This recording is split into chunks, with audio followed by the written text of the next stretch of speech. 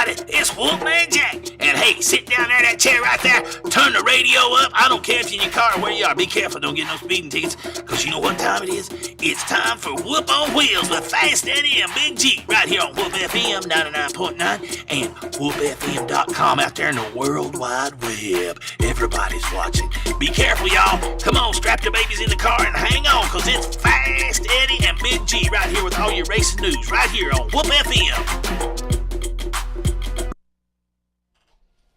All right, everybody. Good evening. You got Big G and Fast Eddie here at Whoop on Wheels. How you doing over there, Fast Eddie?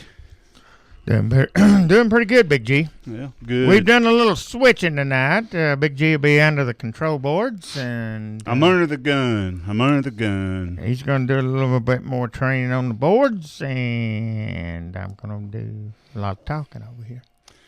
Yeah, you're going to hear more of him and less of me. Yeah. All right. I'm going to go over some sponsors here, Big G. Go ahead. Get some of our sponsors in here. To Be Thin Again Weight Loss Center, 479-4389. They have lipodine injections, B12 shots. The injections are $15. They got phenmetrine, $50 a month. Go by and see Debbie. She's next to the Sonic up there on 25th Street. Also, we have Cheesy's Pizza. Now, hang on a minute. Cheesy Pizza. John is the main man up there at Cheesy Pizza. He is this is a new sponsor for us here on North Ocoee Street here. They have, they got all kinds of salads here. They got the cheesy bread. They've got stromboli, calzones, the sub sandwiches. They've even got a Frito pie pizza. And cheeseburger pizza, I've had it. It's delicious up there. They smother that thing with mustard and put dill pickles on it. It's good. It's a very good pizza there. It's Cheesy's Pizza at 790-7889, 2153 North Ocoee Street. Here in Cleveland, go by and see our good buddy John runs that, the owner.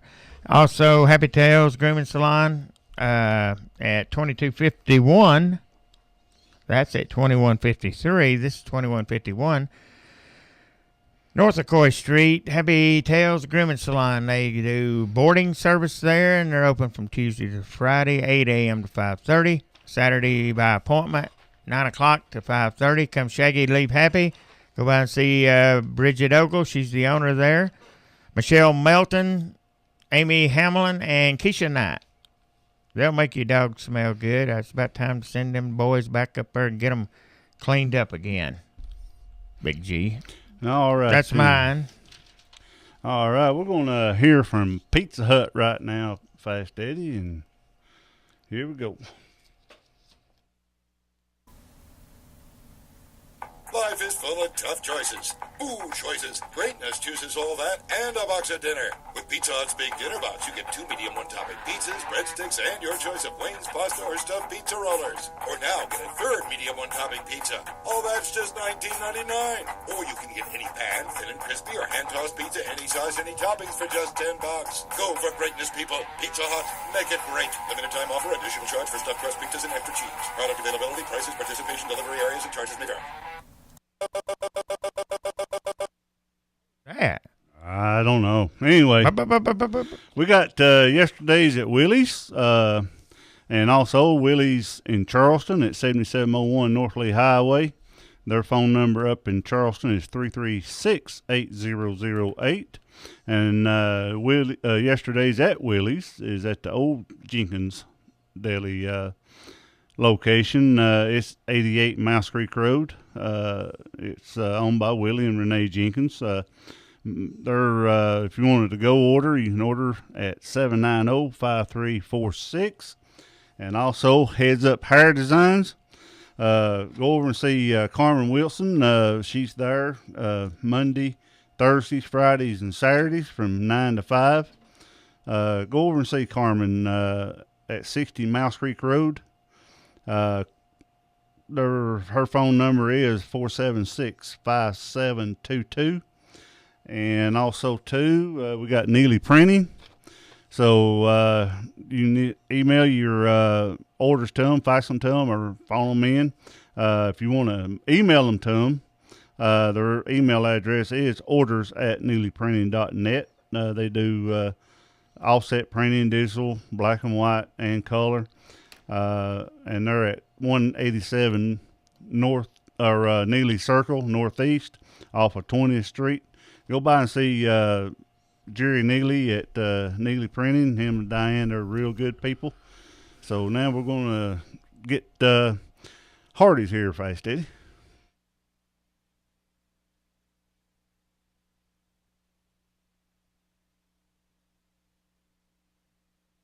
Because the instruction manual is written in a code you need to be a member of the Swedish Embassy to crack. No, our biscuits are made from scratch, like biscuit bakers wake up at the crack of dawn every morning to transform buttermilk and flour into a perfect golden brown mound of hot buttered biscuit. The made-from-scratch country fried steak and gravy biscuit, smothered in sausage gravy, only at Hardee's, for a limited time participating restaurants. Arm on that thing a little bit, so wouldn't hurt if it's crashed down some more there. How about Turn that right up there? like that. I guess it's all right. Is that getting your mug right there? Yeah, oh yeah, it's getting the mug shot good. Oh, okay. It is getting the mug shot, Big G. We want your mug shot to be on there. Oh Lord, yeah, I got Got to have that pretty face. Yeah, oh yeah. So, all right, tonight we got Morgan Shepherd at 7 o'clock. We got J.J. Yaley at 7:30. And we got Jamie Little, ESPN reporter, at 8 o'clock. And Joy Myers at 8:30. That's Brad Kadlowski's spotter. Correct, Ed? That's it. All right, then. Should be a good show there. Yeah, we're going to have a real good show. I hope. Yeah. So, microphone don't want to stay up there. There's your phone line open. So, we're going to open the phone lines for people to call in. So, everybody can call in there now, Fast Eddie. We got a caller now. Go ahead, caller. Good afternoon, Big G and Fast Eddie. How's it going? Oh, going good. What about you, Going boy? good. I just want to comment on Dale Jr. He finally won that race. He's been trying to win that race for 30 years. He finally won it. What about that? I heard that. I was about halfway asleep during that race. Well, I think he said his daddy brought in a lot of grandfather clocks, but they was his, so now he's won one for himself. Yeah, I seen a picture on, I think it was Twitter or Facebook one. He had a picture of him standing beside of it. Yeah, well, he was happy. He was actually jumping up and down. He was going up there and hugging his pit crew, and he was acting like that's his first race he ever won. Yeah, I'd be happy too. Yeah, me too. I like that one. In. It's pretty, wasn't it? I like to buy one though, because I won't ever win one like he did. Yeah. But yeah, it was pretty, and I think he said his father won about 4 or 5. I think. Yeah. But 4.5. I know Fast Eddie. He was so joyful. His eyes and cheeks and everything just so red for him a crying. Well, I was about ready to do that myself, but yeah, you know, I still get emotional when them races and football games, stuff like that. Yeah. And so you guys doing all right tonight? Oh yeah, we doing real good there. Yeah. I'm giving Fast Eddie a break. I'm over here on the board, and I hadn't run it in about a year now, and I'm kind of trying to get familiar with it again. So you're gonna have to excuse the hiccups and the. Well, I usually say hello, Fast Eddie and Big G. Now this time I said it different. I said Big G and Fast Eddie. Well, there you go. You know who's up here running the board, don't you? Yeah. and I want to say I appreciate Fast Eddie or Big G playing them 2 songs when you come on. Well, that was Fast Eddie playing you them songs. Yeah. I appreciate that. Fast Eddie, he got to take credit for something here. Well, yeah. And anyway, guys, I'll get off here and listen to your show. I'm gonna. I just want to say you are good. You are a good group of guys there. Yeah. Big G told me tonight he heard you talking on the Mark in the morning. this morning. Yeah. I actually called in this morning. You know, I getting up 6 o'clock is kind of rough, but I'm doing it so far. But he didn't say what we was talking about, did he? I just heard I heard Mark talking about somebody up in wishing somebody happy birthday up in Chicago. Yeah, he asked me to wish him, and I can't even think of the names now.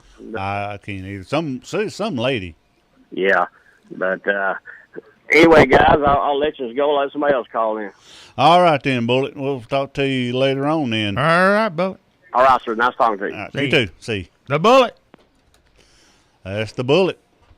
So, Eddie, you get all kinds of credit, but I tell you, wasn't for you, this show wouldn't run. Oh, well, yeah. You know, that's you're the one that keeps this show running, it ain't. I'm just one of these that just sits over here and curls my hair and what little hair I got. Yeah. You know? Yeah. So It looks awful gray up there to me. I mean, it really shows up good now. Your hair does. that's snow on the mountain. I'm thinking about changing mine to red. Oh, you gonna get red? Color it red. Yeah. I wonder if Red-headed Wildcat colors her hair. If she's listening, I want to talk to her about that. I don't I know what she's got some red hair now. Really? Yeah, pretty red hair. Well, that's good. So Good news to know. yeah. All right, I got another caller here, Ed. Go ahead. Caller, go ahead. Hello, Face Daddy and Big D. Hello, Ella. It was somebody else, didn't you? Oh, the Cougar's on the line. The Coug is on it. I'm on it, baby. I heard you on Mark in the morning. I was this morning, yeah. Yeah. I called in. Did you hear me? Oh, yeah. Did you? Oh, yeah. You sounded lovely on there. Oh, I know. I can't say mad at him. Why, Lord, no. You know, you gotta forgive and forget, even though, you know, the guy's still following me. I don't know if Mark is or not, but I don't see him, so I can't say it is or not. I just don't believe it was, Ella. Ah, You could have been dreaming. I ain't gonna say that. I've already said enough, so. That's right. We'll let a good gift horse die in the mouth, I guess. Ain't that what you say? Hey, you Yeah. gonna be at the block party? No. I've got other plans that I've got to be at. Oh, well, I'm gonna be there with bells on. I know. You'll have your mask. You wear what you wore last year and you'll be all right. You know what happened to me Monday? No. Well, you didn't hear me talk about them dogs that tried to jump on me. 5 dogs. No. Yeah, I was walking down 27th Street trying to find a way off this hill where it wouldn't be so, you know, the hill wouldn't be so high. Yeah. And there's 5 dogs that come out of somebody's fence. They had a big fence yard, and the gate was open. And 5 dogs jumped out at me and stood there barking and growling at me. And I didn't know which way it turned. I just stood still. I didn't run or nothing. I was afraid to run. Should have barked back at him, Ariel. Bart. Yeah. All right. One of them was a big one, though. 4 of them was a small one, but there was one big one. Shoot, I wasn't going to run. I heard that now. All right, then. I called 911. What, do you want the dog? You want the dogs put in jail? No, I want that lady to get a ticket for letting her dogs out to bark at me. Oh, okay. Oh, Lord, Ella, Somebody said on Mark's show this morning that they were the first to call 911, you know, for that. I said, well, heck, who are you supposed to call then? Well, your life was in danger, You wasn't it? probably called the animal shelter. Right, yeah, who knows the animal shelter? No, they never give it out. Well, you have to look it up in the phone book. Anyway, there was a truck that was setting up, you know, to make sure to make sure them dogs didn't jump on me. I don't know if it was a he or she. I didn't pay no attention. Yeah. He was sitting there, Yeah, I don't know. Well, that's something else. Yeah, well, I'm gonna try to find me another place tomorrow. I can't stand this hill. I get sick. Yeah, when it snows, you'll be in trouble. Not only that, I get sick. When I go up this hill, I get sick in my stomach. I don't know why. Yeah, there's a lot of that going around right now, the sick in the stomach. Yeah, well, mine, I ain't got nothing like the flu or nothing. Yeah. Sick in my stomach. Yeah. I don't like that feeling. And I don't have no crazy pills, so I don't need none.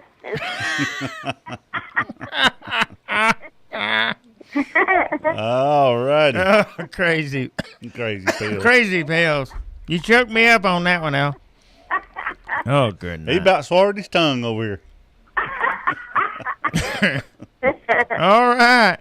All right. It'll be good. All All right. right, see. That's the cougar there, Gerald. Oh, they ain't got no crazy pills. Lord. I think we might need some fast Eddie. Yep. Hey, Big G, I'm going to go over the Martinsville truck race here. Darrell Wallace Jr. won that thing. Yeah, go ahead there. He won it. Timothy Peters come in second. Matt Crafton was third. Eric Jones in the number 51 of Kyle Busch was fourth. Ryan Blaney come in fifth. Tyler Reddick come in sixth. I got to get Tyler back on the show. Johnny Sauter was seventh. Matt Tift was eighth. Alex Gwinnett, ninth. Jermaine Caraca Jr., 10th. And Caleb Holman was 11th. Jeb Burton was 12th. John Hunter Nemechek come in 13th. That was your top 13 there for Camping World. Now we'll slide it right over here to the Sprint Cup, Big G. And you know who won that race. My man, Dale Earnhardt Jr. That's right. He won it. And confetti went everywhere. Jeff Gordon come in second. Ryan Newman was third. Tony Stewart come in fourth. Joey Logano fifth. Matt Kenseth sixth. Clint Boyer was seventh. Denny Hamlin eighth. A.J. Allmendinger was ninth. David Reagan was 10th. 11th was Kyle Busch. 12th was Austin Dillon. 13th was the Biff, Greg Biffle. You top 13. And then, now we'll take it and we'll run this thing right here, analyzing the AAA Texas 500. The chase grid looks like this at this time. Jeff Gordon is in first place with 4,044 points. Ryan Newman is second with 4,041 points. Joey Logano is third, 4,040 points. Matt Kenseth's fourth, 4,039. Denny Hamlin's fifth, 4,037. Carl Edwards is sixth with 4,024. Brad Keselowski is seventh, 4,013th. Eighth is Kevin Harvick for 4,011. Now that's your top 8 for the chase here. And then you go down to ninth. It's Kurt Busch at 2230. Allmendinger AJ is 10th, 2198. Dale Earnhardt Jr. is 11th, 2196. Jimmy Johnson's 12th, 2186. 13th is Biffle, 2178.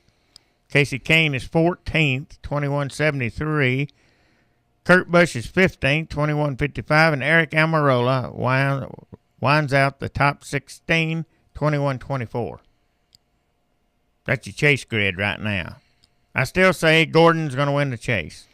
Win it all. Yep.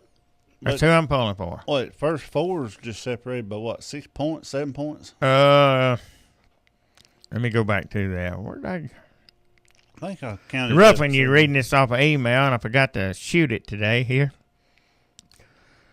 You said the first four is separated by about 5 points. 5 points. Joey Logano's, yeah, something like that. Mm-hmm. No, 4 points. Oh, you're right. 4 points. What you said, okay. yeah. I know. Wow. We got a caller here. Go ahead, caller. This Big G. Yeah, this is me. Well, why are you asking if I got real red hair? I just wanted to know because, you know, some people wants it dyed a little bit, make it redder. No. Okay. All right. It's just like it's always been. Okay. So I guess you was redhead when you was born. I've got some red-headed kids, too. Do you? My youngest son is orange. Really? His hair is orange. Naturally orange? Naturally orange. They used to tease him so bad in school, it was pitiful. And I bet she's real fair skinned too, ain't he? Yes, he is. But I've got a couple kids that are black-headed. Oh, that's mailman kids. No. That was, all of them are brown-eyed, but one daughter, she's blue-eyed like her daddy. Oh. He had black hair. I had red hair. So I guess 3 of them took after him, 2 of them took after me. Oh, okay. So two of them took after the real good side then, didn't they? That's right. There you go. They got the good part of it. There you go. What you been doing, Red? Well, I've been trying to get Bullet interested in me. Oh, are you? Yeah. Well, I'm going to take him away from Mark Grisham. oh, well, what we need to do then is Mark Grisham. get a love thing going on here. I'm trying to get him off Mark Grisham's show. You can forget that. He likes that. Does he? He does a wonderful job. Bullet does too. He is the bishop. There you go. Just brag on him. Keep him on there. What? No, he's good. He's good on the show. We all love him. Bullet is a good guy too. I know Bullet's a good guy. He's helped me out a lot. He's a fine fella. Yeah. Bullet's trying to get you to go down there to Pizza Hut with him. I didn't hear about that. I thought he did it. I thought he said something about it when he won that coupon that you and him could go down there. No, I done won his coupon now. Oh. You had a coupon? I won Bullet's coupon. Oh, brother. He bet me the coupon to get a kiss, and I won it. Oh, Wait a minute. He won. He betted what? We was betting on football game, Yeah. and he called in and said he'd bet me a coupon for a kiss. If I lost, I'd give him a kiss. I said, okay. So now he owes me the coupon. Well, you think he might get the kiss out when he gets the coupon? Yeah. He might do it. Okay. There you go, Bullet, if you're listening. That'd be fire, wouldn't it? Yeah. Now, you're going to have to realize this. Bullet's a little shy, so you'll have to ease the kiss on Well, easy. gosh, I am too. Well, I mean, he really is. I am, Eddie. I mean, he'll be a little shy with you, so you have to watch him. What do you mean, watch him? Well, he wants to kiss too, but he is shy to do it. What about if I just walk up and lay one on him? That'll work. That might be the way to do it, Red. Might just faint, mightn't he? Yeah. Oh, yeah. He'd pass out. I need to be a fly somewhere where this happens at. Oh, God. A fly? Yeah. Or a gnat or something. Gnat, maybe it'd be better. Oh, so we can watch, don't you? That's right. Oh, We'll yeah. get a left fest going here fast, Eddie. Kick that air monitor thing up for just a second, if you don't care. Are you fixing to quit, Eddie? No. No. But I just figured you was training Big G so you could have you cut the thing on, Big G? Yeah. The red button and the air. Turn it up.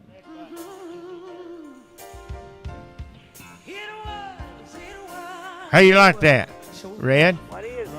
That's Aretha Franklin. A what? That's Aretha Franklin. A what? That's Aretha Franklin. Oh, happy day. That's a Bullet. Some of his music here. That's Aretha Franklin. Oh, happy day. That's a Bullet. Some of his music here. Yeah, I'm getting double talk. You ain't now, Turn are it you? off. Turn me off. Yeah, that's better. You're saying it and then saying it again. Well, I just said it one time. I don't know why. It's reverbing back, but You still got it playing? this is the whoop. No. Turn that off. It's off. You never know what's going to happen on the woo. You got that right. Not with me over here on these controls, you're not. And I'm not mentioning old Dale Jr. He won it. I know he did, but I'm not mentioning it. But the problem is he won it a little too late, didn't he, Red? Yeah, Oh, well. He'll come back next year. I don't know. I think How many is left in the chase? 8. Who are they? Kevin Harvick, Brad Keselowski, Jeff Gordon, Tell us, Eddie. I done forgot all of them. You got Jeff Gordon, Ryan Newman, Joey Logano, Matt Kenseth, Denny Hamlin, Carl Edwards, Brad Keselowski, and Kevin Harvick. That's the 8. Yeah, I don't care who wins it now. 4 of them's going to get dumped after Phoenix. 4 of them is. It don't matter. I don't like any of them. Then it's going to leave the next 4 will be for Homestead. 1 out of the 4 will win it. I'll be the champion. Oh, okay. And they don't have to win the race to win. Whoever comes in first. Oh. Okay. I hear where the reverb's coming from. You got your radio turned up. Who, me? Yeah. That's how Red always does. She turns her reverb up. Yeah. Now, Eddie. I didn't. I just What? mentioned where the reverb's coming from. Red, we'll work with Bullet and try to get a match made in heaven here. No, this is between me and Bullet. Everybody else stays out of it. I won't be part of it. Nobody's part of it. I want to be. No, this is just going to be between me and him. I want Between be, you and the Bullet. Me and the Bullet. I want to be like Granny on Beverly Hillbillies. Now you heard what I said though, Red. Go easy, because Bullet is shy when it comes to kissing. Really? All right. Well, you know I am too, Eddie. Dang. Well, I didn't know that. I have to make her talk to me when I take her something over there. Yeah. Really? I got you talking last time, didn't I, Red? Really? Yeah. Yeah. You got a grandfather clock? Yeah, I got 2 of them. Or Dale Jr. won one. I bet he ain't got one like I got. Oh, he's got a real expensive one. I've got one of these little old, what you call them, cuckoo clocks, too. Yeah. That's what I am, a I cuckoo. had to turn it off because when they start, and it starts, it's too much racket. Too much cuckooing. Right, cuckoo, and then the others chiming, and you can't take it. I couldn't take it either. So I just keep it turned off. Oh, my goodness. Every once in a while I turn it on just to play with it.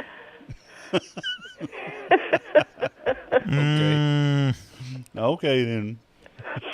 Okay, y'all have a good show. All right. See you, Red. See you, Red. Bye. There's Red. So I've got to Wildcat. play you tonight. You better hand me that phone. Now I'll have to call Mr. Shepard here in a minute. There you go. Problem is, it's been so long since I've called Mr. Shepard, I don't know what his number is. Hold on a minute there. I'll get you your number right here. I got it wrote down. You ain't got to dig nothing out. I got a phone call. And his name is not Mr. Shepard. It's Morgan. That's right. Go ahead, call it. You live on Whoop. I'll take Red over there on the motorcycle to see Bullet. You will? Yeah. Yeah, well, I don't know if Red would do that or not with you. Well, You know? I go wear my vehicle to see Bullet. All right, then. All right. I heard she called Mark Grissom this morning and said she was going to take Bullet away from him because she had more equipment. Who called Mark Grissom? She had more equipment than Mark Grissom had. Oh. Mm. Oh, yeah. Yeah, I see what you're saying. Yeah. Yeah. You are probably right about that. I know you're right. Yeah. Still, Jimmy Johnson was a man, and I'm still working on that other thing, too. I know you are. You just keep working. Hey, I got to show you guys. This text I got back. I got to show You've been saying that for some months now. I know. Let's get on it. Let's get on it and get it done. Down there. I've been working like a dog.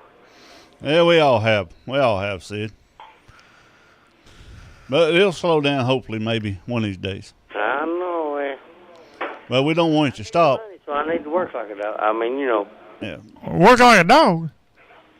Well, I ain't never seen a dog work yet. Government mule. That's better.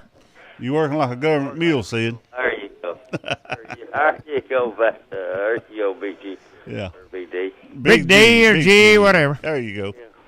Big D. There you go. Yeah. Big D for big dummy. Right? Oh, Well, I mean, you know, I'm sorry, Big D. you sitting too close to me, Ed. Think I ought to punch him out now? There's not neither one of y'all big dummies, and none of you has ever discriminated against me on the radio. That's right. We're not going to either. Can't. We can't do that. Be wrong. Said I got to get a hold of Mr. Shepard. Yep, we got. If you get a hold of Kyle Bush, get him back on here, will you? All right. I'll try that. I'm going to see how much charge I got on my cell phone, and I'm going to see what I can do. Just call him up. All right. You can do it. All right. I can. All right, see, we're going to get a hold of Morgan Shepard here, and we'll talk at you later on then. Oh, okay. All right, see you. Ready to call back in and make a comment on that. All right, get him call in. All right. Bye. All right, see you. Bye.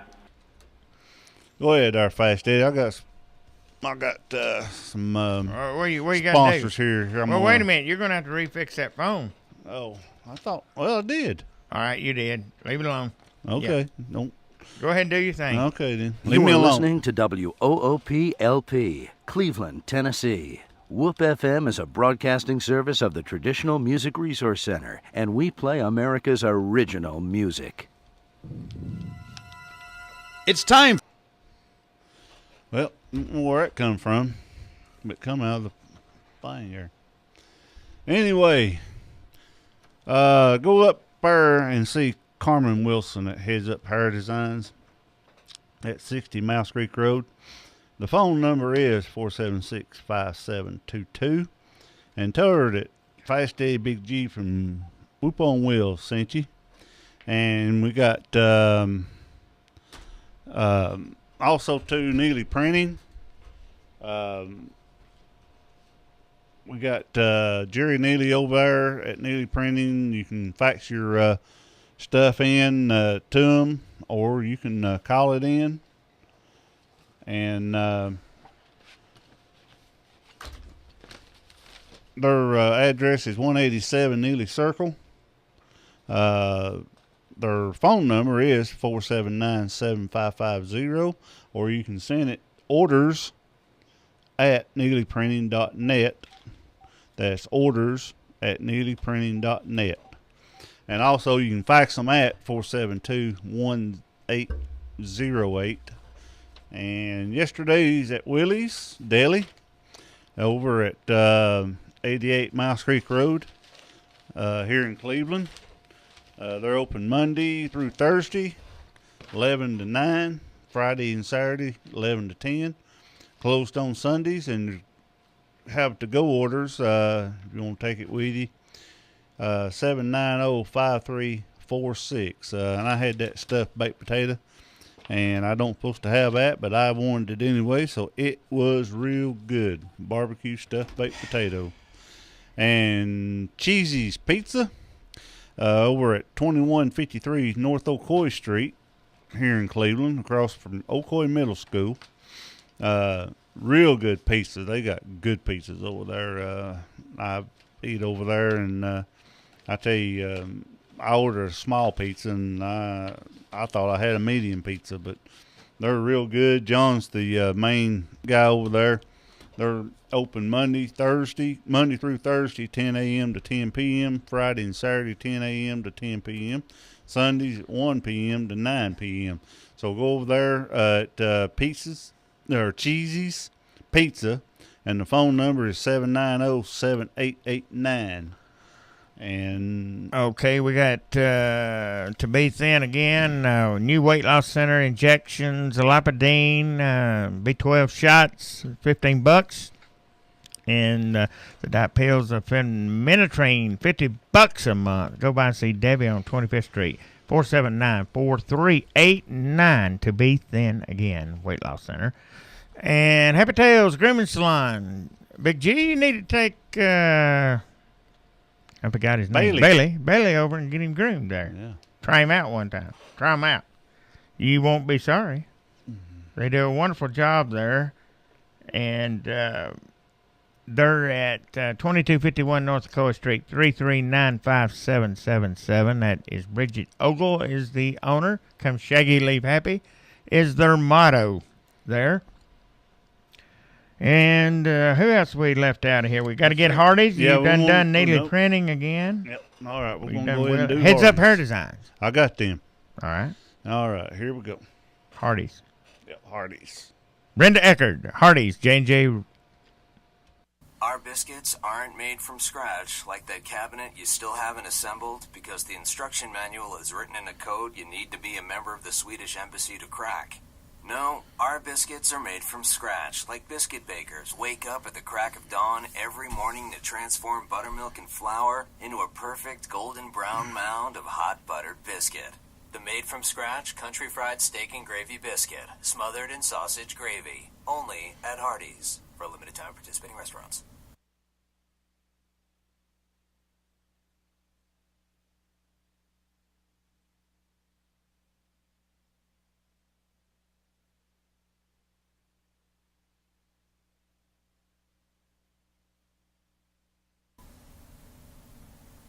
Life is full of tough choices. Boo choices. Greatness chooses all that and a box of dinner. With Pizza Hut's Big Dinner Box, you get 2 medium one-topping pizzas, breadsticks, and your choice of wings, pasta, or stuffed pizza rollers. Or now get a 3rd medium one-topping pizza. All that's just $19.99. Or you can get any pan, thin and crispy, or hand-tossed pizza, any size, any toppings for just $10. Go for greatness, people. Pizza Hut. Make it great. Limited time offer. Additional charge for stuffed crust pizzas and extra cheese. Product availability, prices, participation, delivery areas, and charges may vary. All right, there, Fast Eddie. That's our sponsors. We'll get them again tonight. Mr. Shepard. Whenever we get time there, we'll get them. So I think he finally got more than I think he got more on the line. We're gonna find out, see if we can get him. No problem, man. Let's take a scratch in. And sound like to me we're going to. The problem there, by no means. We'll have the phone lines opened up here, so and play some music here for a few minutes and okay, buddy. I'm go gonna that let you go and good go luck that in route Texas, there. all So right? let me turn his mic off. So yeah, we'll go ahead and take calls, and anybody else out there wants to call in and talk, we'll do it. He's got his. You got my mic on? Yeah. He's got his car out in the middle of the road.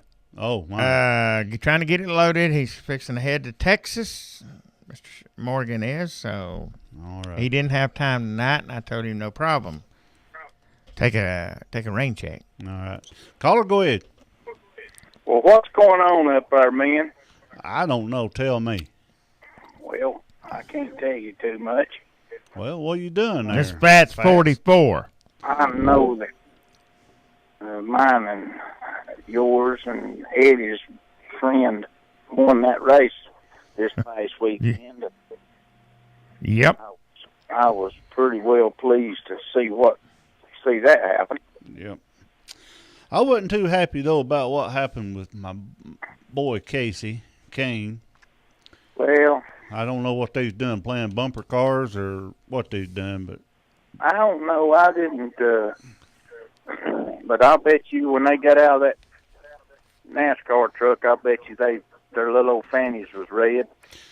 well, you know, I seen what happened. Matter of fact, that's about after I watched a few more laps before I fell asleep. Then I woke up and seen Junior win it. But Casey didn't do nothing, and like Casey said, he said I didn't know I made him mad. He said, you know, I don't know what happened. Casey was under him, and when, you know, Casey got under him, and he come down on him, and, you know, they rubbed. In Martinsville, you're going to rub, you know. Oh, yeah. Next thing I knew, they said, got a wreck.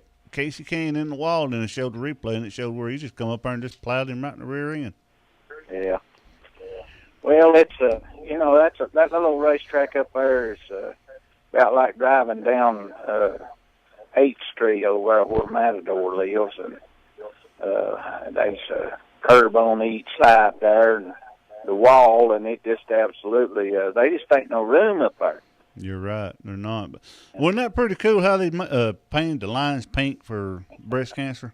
Yeah, I thought that was. They do a good job with all that promotional stuff up there at that little old track, and but that's about it. And we are on our way to Texas this next weekend, and get to go out there on Thursday and fly back Thursday night. But other than that, why, we'll get everything handled and get back home. No, now, Fats, we had a good time down in Talladega, me and Big G did. Did you? Yeah, I had a better time in Atlanta, though, 'cause my credentials wasn't that good for Talladega. First time in a long time I've had just a cold pass instead of a hot. Mm-hmm. Well, that stuff is, Eddie, that stuff is getting a little bit more hard to get every week, you know. And I mean, I had media credentials. We got to eat good and got to do a lot of stuff in the media center, but... Yeah. Well, that food in that media center is just, it ain't second to none, you know. Oh, it's good stuff. Oh, yeah, no doubt. That's about the way it is up there in the area where all of the media trucks are, the television trucks and the television compound and all that. They've got their own food compound up there for all of the people that work in there. Yeah. For the truck drivers and stuff, and I mean, it's just fantastic. And see, I needed to where I could get into them garages, you know, and it just didn't happen this time, but I'm okay. Bigum's fed us too, so we was all loaded down. What did he feed you? Chicken corn chowder. Soup. Corn. Boy, it's good. Chicken corn soup. I don't know about that, young'un. He could have done better than that. No, that was good. That's good. You know, I like to aggravate him. We was able to proper feed up in a cool place and watch the race right there. Yeah, well, ain't no better place to watch it than on Bigum's truck. That's for sure. Well, Bob, I met Jack Roush, and Jack's going to be on the show before long. I got his card and his cell number. He said, "Call me. Call me sometime." Well, Eddie, he's a good guy. He's got a lot on him. He's got a lot going, and you know, he's got. He's a very short man. He's real short. Yeah, him and Mark Martin are the only two people that I know that can stand toe to toe and look eyeball to eyeball. That's right. I made Jack Rouse look like a little pea ant. I seen a picture. Me and Fast Eddie had a picture made with him. Oh, even Fast Eddie's tall as he is. You know, what I mean, it's just. Yeah. You know, he looked like he come up about our belly button. Yeah, he's a little bitty fella. Oh, yeah. But nice guy, too. Morgan got going on, Eddie? He's got his car out in the middle of the road trying to load it and go to Texas. Well. So I didn't want to mess with him right tonight. He told me he'd take a rain check. He's trying to get to go to Texas. Yeah. Well, all right, guys. I just wanted to holler at you and see what's going on up there. All right, Bob. Glad to hear from you. And keep me in contact with Jeremy. Well, I just tried to call him, and I couldn't get no answer, so. I know. It just takes time. Everything takes time. We'll hook him up one of these days. We'll get him in the saddle, and then we won't let him go. We'll throw the spurs to him. There you go. What I'm talking about. All right, guys. I'm going to be listening, so y'all have a good show, and I'll talk to you later. All right. Thank you. Thanks, Bob. Bye. Bob Gill. Yep. Good old Bob. Glad he called in. The phone lines are open. 614-5553. And we have J.J. Yaley calling in at 7:30 tonight. Jamie Little, ESPN reporter. You've seen Jamie out there on the pit boxes and all around. She'll be calling in at 8 o'clock. Joey Meyer, Brad Keselowski, spotter, 8:30. Yep. And people, if you just hadn't never seen Jamie in person, her last name pretty much fits her. And she's small, too. She's not big. All that equipment she wears makes her look bigger than what she is, but she's a little thing. But she's real nice. Yeah. Real nice. That is the truth. Super sure. nice. Super nice lady. Yeah. And JJ, he's always full of laughs. Oh, yeah. I can't wait till he gets on here. I can't either. He's a character now. Yep. So I'm going to try to shoot for Jack Rouse next week. To get him on the show. I'm going to try that. I'm going to try and see what we can do, you know. What I about only can do what we can do. What about our guys? I'm going to try to get the state patrolman. What was his name now? I've got it wrote down. David Nolan. Nolan, yeah. Alabama State Trooper. It works the track there.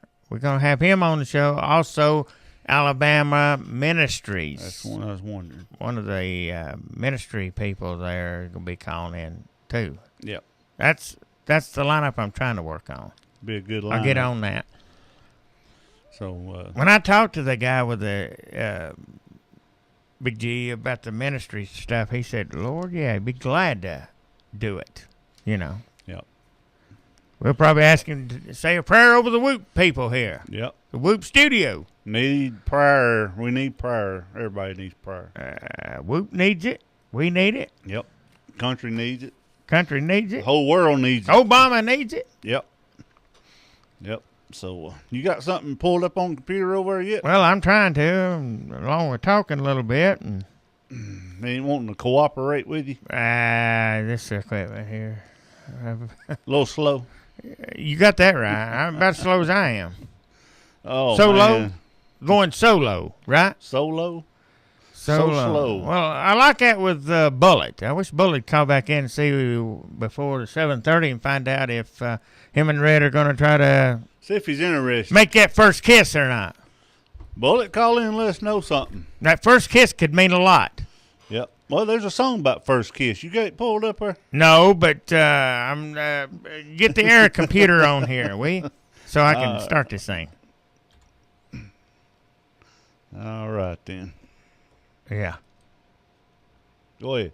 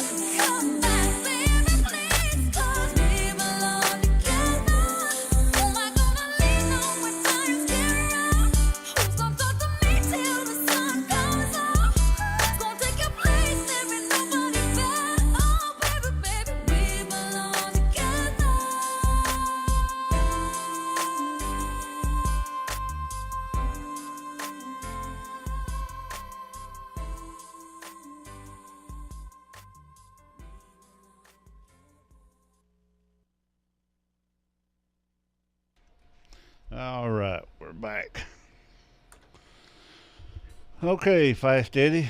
We got time here. I'm going to go over these sponsors one more time. That way we'll get them in at least 3 times tonight. Well, I was. You got a call. Yep. I believe it might be our buddy Bullet. Go ahead, Bullet. What do you want to know? What about you? You heard us on the radio, didn't you? Yeah.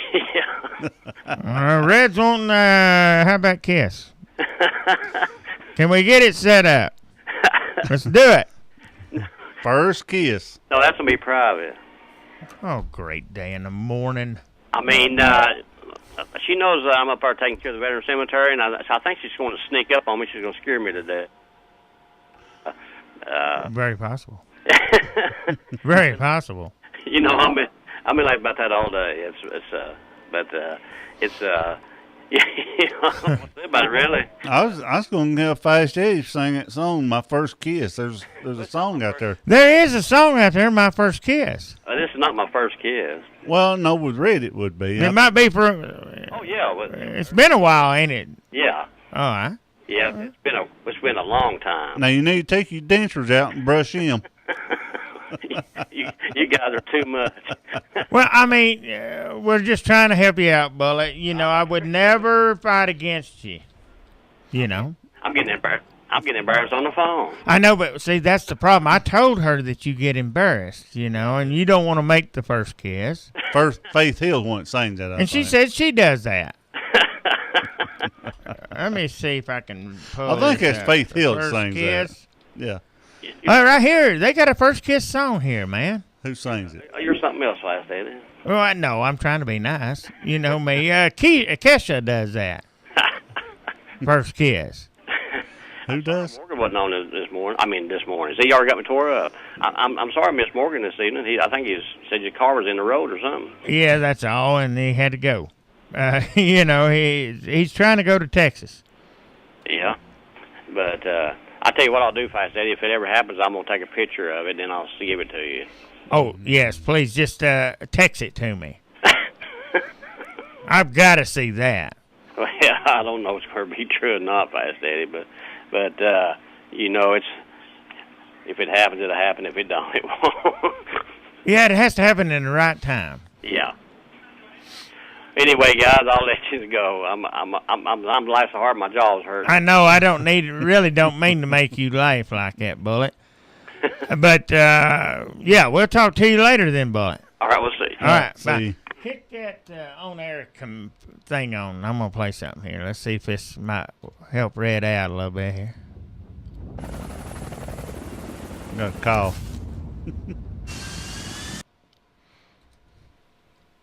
Caller, go ahead. Hey, G, Hey. it'll be all right if Red-headed Wildcat don't slip up on Bullet up there behind the crib where Tall Betsy's at. Oh, yeah. If Red slips up on Bullet up there on top of that hill, it'll sound like thunder going off. Both of them will run as Fast Betty comes out on them. Yeah, it will. That's the truth. What's her name? Tall Betsy. That's what. Tall Betsy. Yeah, Tall Betsy. Yeah. Well, I just don't want to. You know, old Bullet, he's pretty weak in the heart anyway, and I don't want Red slipping up behind one of them tombstones up there and scaring him too bad. Yeah, I know it. Anyway, I'll get off here. All right. All right. See you. Bye. All right. Turn that air computer on, will you? Go ahead. What's wrong with this stupid thing? My first kiss went a little like this, and twist, and twist. Well, my first kiss went a little like this, and twist, and twist. I said no more teachers and no more books. I got a kiss under the bleachers, hoping that nobody looked. Lips like licorice, tongue like candy. Excuse me, miss, but can I get you out your pants? In the back of the car, on the way to the bar, I got you on my lips. I got you on my lips. At the foot of the stairs, with my fingers in your hair, baby, this is it. She won't ever get enough once she gets a little touch. If I had it my way, you know that I'd make her say, ooh.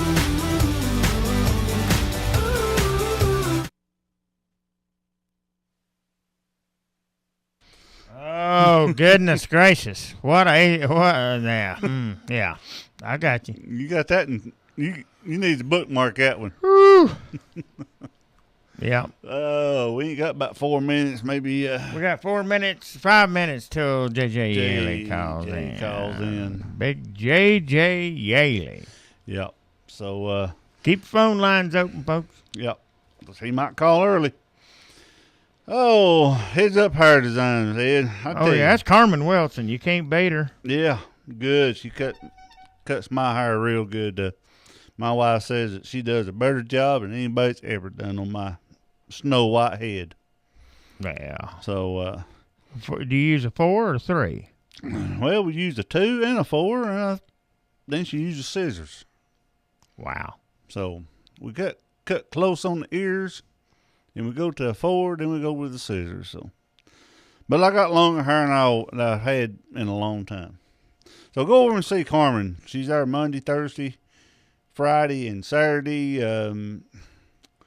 She told me she'd been there some on Wednesdays, I think, but she ain't there all the time. So Monday, Thursday, Friday, and Saturdays, 9 to 5. So call over there. Phone number 476-5722. And they're at 60 Mouse Creek Road. And I'm going to tell you, there ain't nobody can cut my hair hardly and have somebody to brag on it. Then we got Cheesy Pizza. John over there at Cheesy's Pizza, north of Coy Street, 790-7889, 2153 North Coy Street. Go by and try that cheeseburger pizza. You get a little bit of mustard poured all over that. Dill pickles. It's good. Don't they have a buffet over there too? Gonna have buffets on Fridays. They have a buffet on Friday. They have a lunch feast from 11 to 2, Monday through Friday for $6.99. And children under 10, or children 10 and under, $3.99. It's all the salad, pizza, cheesy bread, calzone, stromboli, and drink you wish. Like I said before, that small pizza we got the other day over there. That small pizza is more than I can eat. Yeah, it's like a medium. Eat about 2 or 3 pieces of that, and you're done. Yep. It's great, though. Yep, it is. Go by and see old John there. He's got wings. Got the traditional boned-in Big G, $4.99. Barbecue or hot and boneless, $4.99. Comes with your dipping sauces. Hot, ranch, blue cheese, honey mustard, and barbecue. Jalapeno sticks. Sissy sticks, they got them, too. That's one that's probably not hot. Sissy Sticks is their signature ranch with cheese blend. That's what it is. Go by and see Cheesy Pizza John there, 2153 North Coy Street. Got Debbie at the To Be Thin Weight Loss Center, 479-4389. They got the B12 shots there, Lipodine, $15 injections. Go by and see her, Debbie. She's on 25th Street, next to the Sonic there. 479-4389 in Happy Tales Grooming Salon. Bridget Ogle, the owner. Keisha Knight, Michelle Melton, and Amy Hamlin are your groomers there. And they're there Tuesday through Friday, 8 a.m. to 5:30. Saturday by appointment, 9 a.m. to 5:30. Also do boarding. Also, flea and tick season, they'll take care of all that mess for you, too. Go by and see them. Come shaggy, leave happy is their motto. Yep. All right. You got anything for Neely Printing? Or? I got Willie's at Willie's Deli up in Charleston. Willie's in Charleston at 7701 North Lee Highway. Phone number for to-go orders, or you can call it in. They'll be sitting there waiting on you when you get there at 336-8008.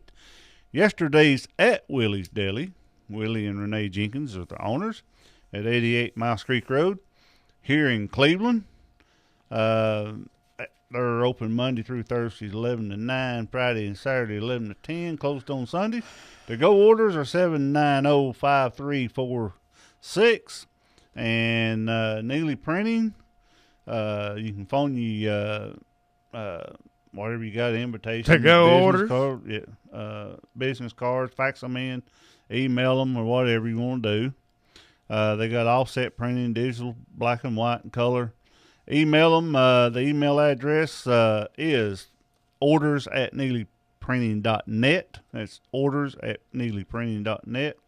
Phone number, if you want to call and order, is 479-7550. And if you want to fax your order to them, you can fax it at 472-1808.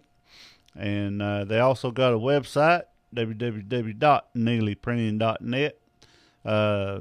Go over and see Diane and Jerry at Neely Printing. They've been there since 1971. 187 Neely Circle, Northeast, off of 20th Street. And we got a Hardee's that we ought to play. Yeah, we're going to play Hardee's and Pizza Hut. Here we go. And we'll do that.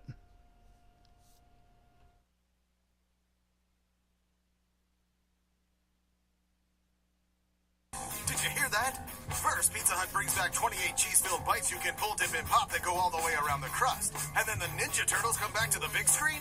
I mean, can summer get any better? No! Get any one-topping Cheesy Bites pizza from Pizza Hut now for just $11.99. And check out the Teenage Mutant Ninja Turtles in theaters on August 8th. Pizza Hut. Limited time offer, additional charge for extra cheese. Prices, participation, delivery areas, and charges may vary.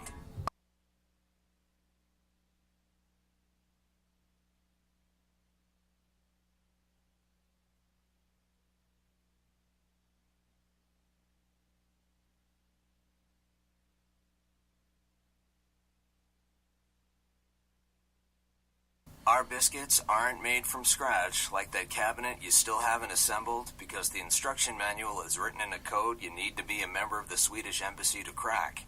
No, our biscuits are made from scratch like biscuit bakers wake up at the crack of dawn every morning to transform buttermilk and flour into a perfect golden brown mound of hot buttered biscuit. The made from scratch country fried steak and gravy biscuit, smothered in sausage gravy, only at Hart. Go ahead, caller. You live on? I want to read you something. Say it. It's email back from Kyle Bush. I want to read you something. See, we got J.J. Ely supposed to be calling in here any minute. Kind of hurry. Thank you for contacting us at Kyle Bush Motorsports. We receive hundreds of emails daily in an effort to get you the answer you are looking for. As quickly as possible, we have put together a page with answers to our most frequently asked questions, okay? Please visit, and I haven't had a chance to even go to that website yet.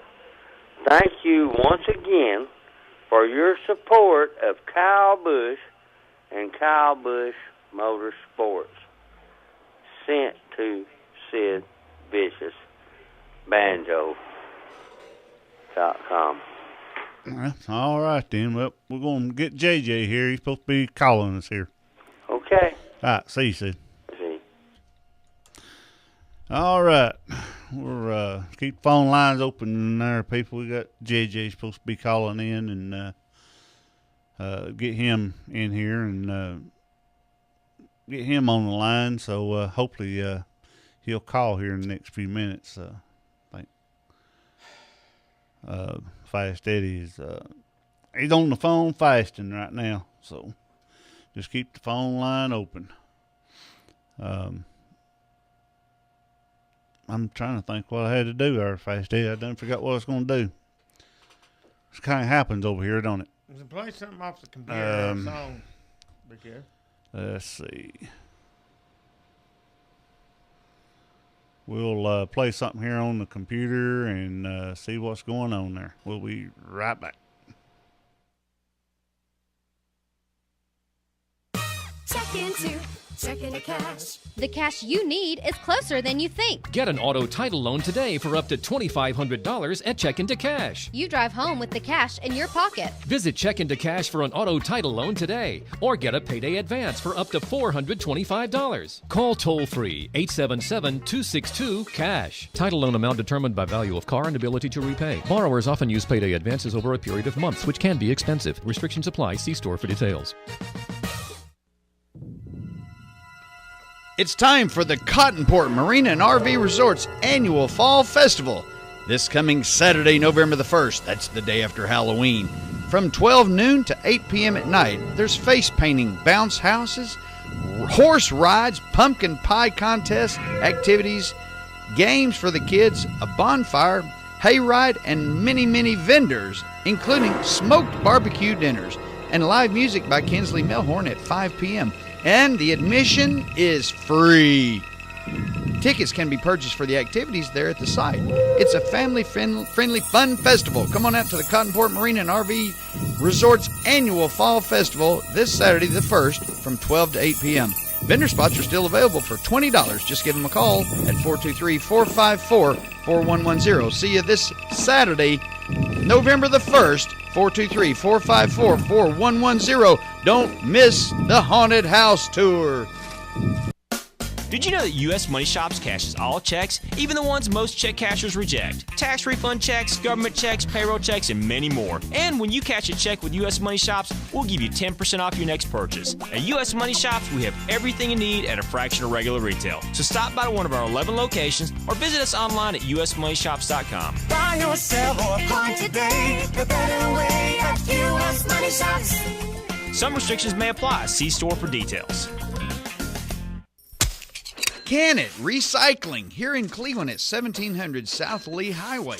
Look for the blinking red light. 472-6501. 60 cents a pound for your cans and all metal for recycling. Check out their website at can-itrecycling.com. That's can-itrecycling.com. Larry and Brenda have been bringing recycling in the family business to Cleveland for over 28 years. Family owned and operated, we take care of our own here at Whoop Radio. 1700 South Lee Highway. That's Can It Recycling. Look for the blinking red light. And don't forget, folks, every Wednesday is Can Bonus, where you get a nickel more. That's 65 cents a pound. Check them out on Wednesday. Tell them Whoop sent you. Can It Recycling. Hello and welcome to the Mental Health Hotline. If you are obsessive compulsive, press 1 repeatedly. If you are codependent, ask someone to press 2 for you. If you have multiple personalities, press 3, 4, 5, and 6. If you are paranoid, we know what you are and what you want. Stay on the line and we'll trace your call. If you're delusional, press 7 and your call will be transferred to the mothership. If you are schizophrenic, listen carefully and a small voice will tell you which number to press. If you are depressive, it doesn't matter which number you press, no one will answer you. If you are dyslexic, press 69696969. If you have a nervous disorder, please fidget with the hash key until the beep. After the beep, please wait for the beep.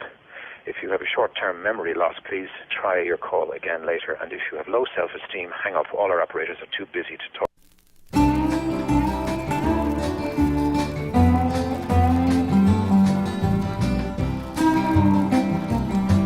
She came to me shortly after Christmas. Said she hated spoiling New Year's Eve. But the truth doesn't wait to come in season, and what we had feared was now believed. She said she'd leave come Monday morning, catch a plane if I'd split the fare. She had friends who lived in New York City. She'd look 'em up and have the baby there. And now she's alone in New York City, living like, Lord, I wonder how. An angel in hell in New York City,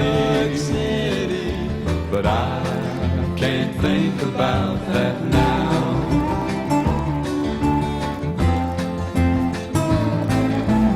Honey, will you tell him Bible stories and give him all the love I never could? And never tell him too much about his daddy, 'cause there's not too much to say that's good. He'll have to learn it all from his mother, how to count and say his ABC.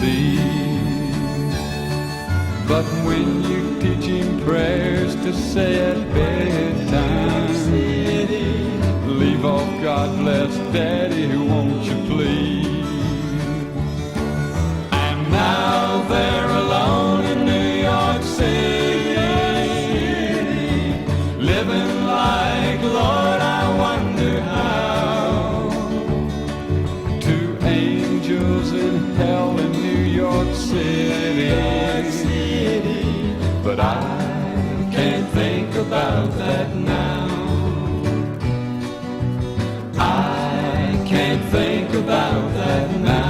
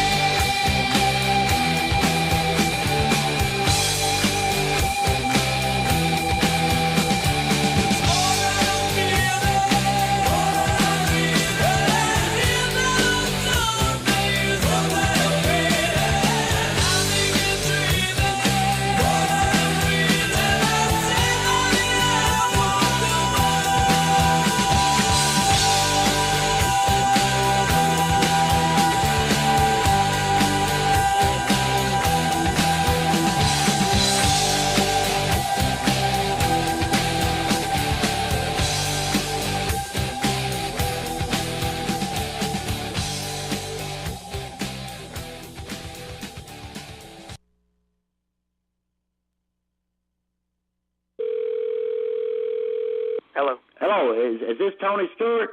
Yes. Yeah, how you doing? This is Leroy Mercer here, and my wife's the president of the local Ladies Garden Club Environmental Health Auxiliary, Uh-huh. and she's expressed concern and been raising hell over the fact that there's problems with the women's toilets over there. Well, you need to contact Larry Kemp, so you need to contact. Well, I've contacted 2 or 3 people, and they told me to get in touch with you. Some of the women got a rash going on and suffering big odor problems and everything. So I sent her to a dermatologist, and they did a skin sample because the odor that they had was emitted from there, and he called it bioderma fungicilia, and it causes a rash and a yellowing of the skin, and it's the odor, the same kind of thing that comes up from around sewage tanks and septic tanks and stuff like that. And well, at the end of the season, we've got a big sewage deal that it's something that Earl was supposed to have done, and obviously he didn't do it, so we've got to do it at the end of the year.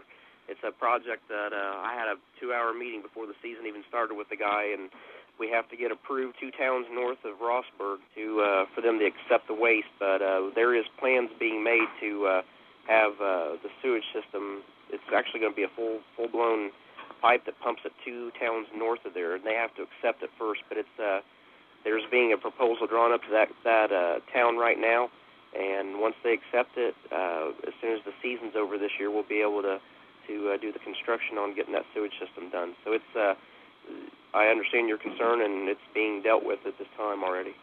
Well, the thing about it is you know, there's been 9 ladies that have gone to the dermatologist, and I was wondering what kind of insurance or something that you have, because it was determined that odor. Pardon me. You'll have to contact Larry Kemp about that.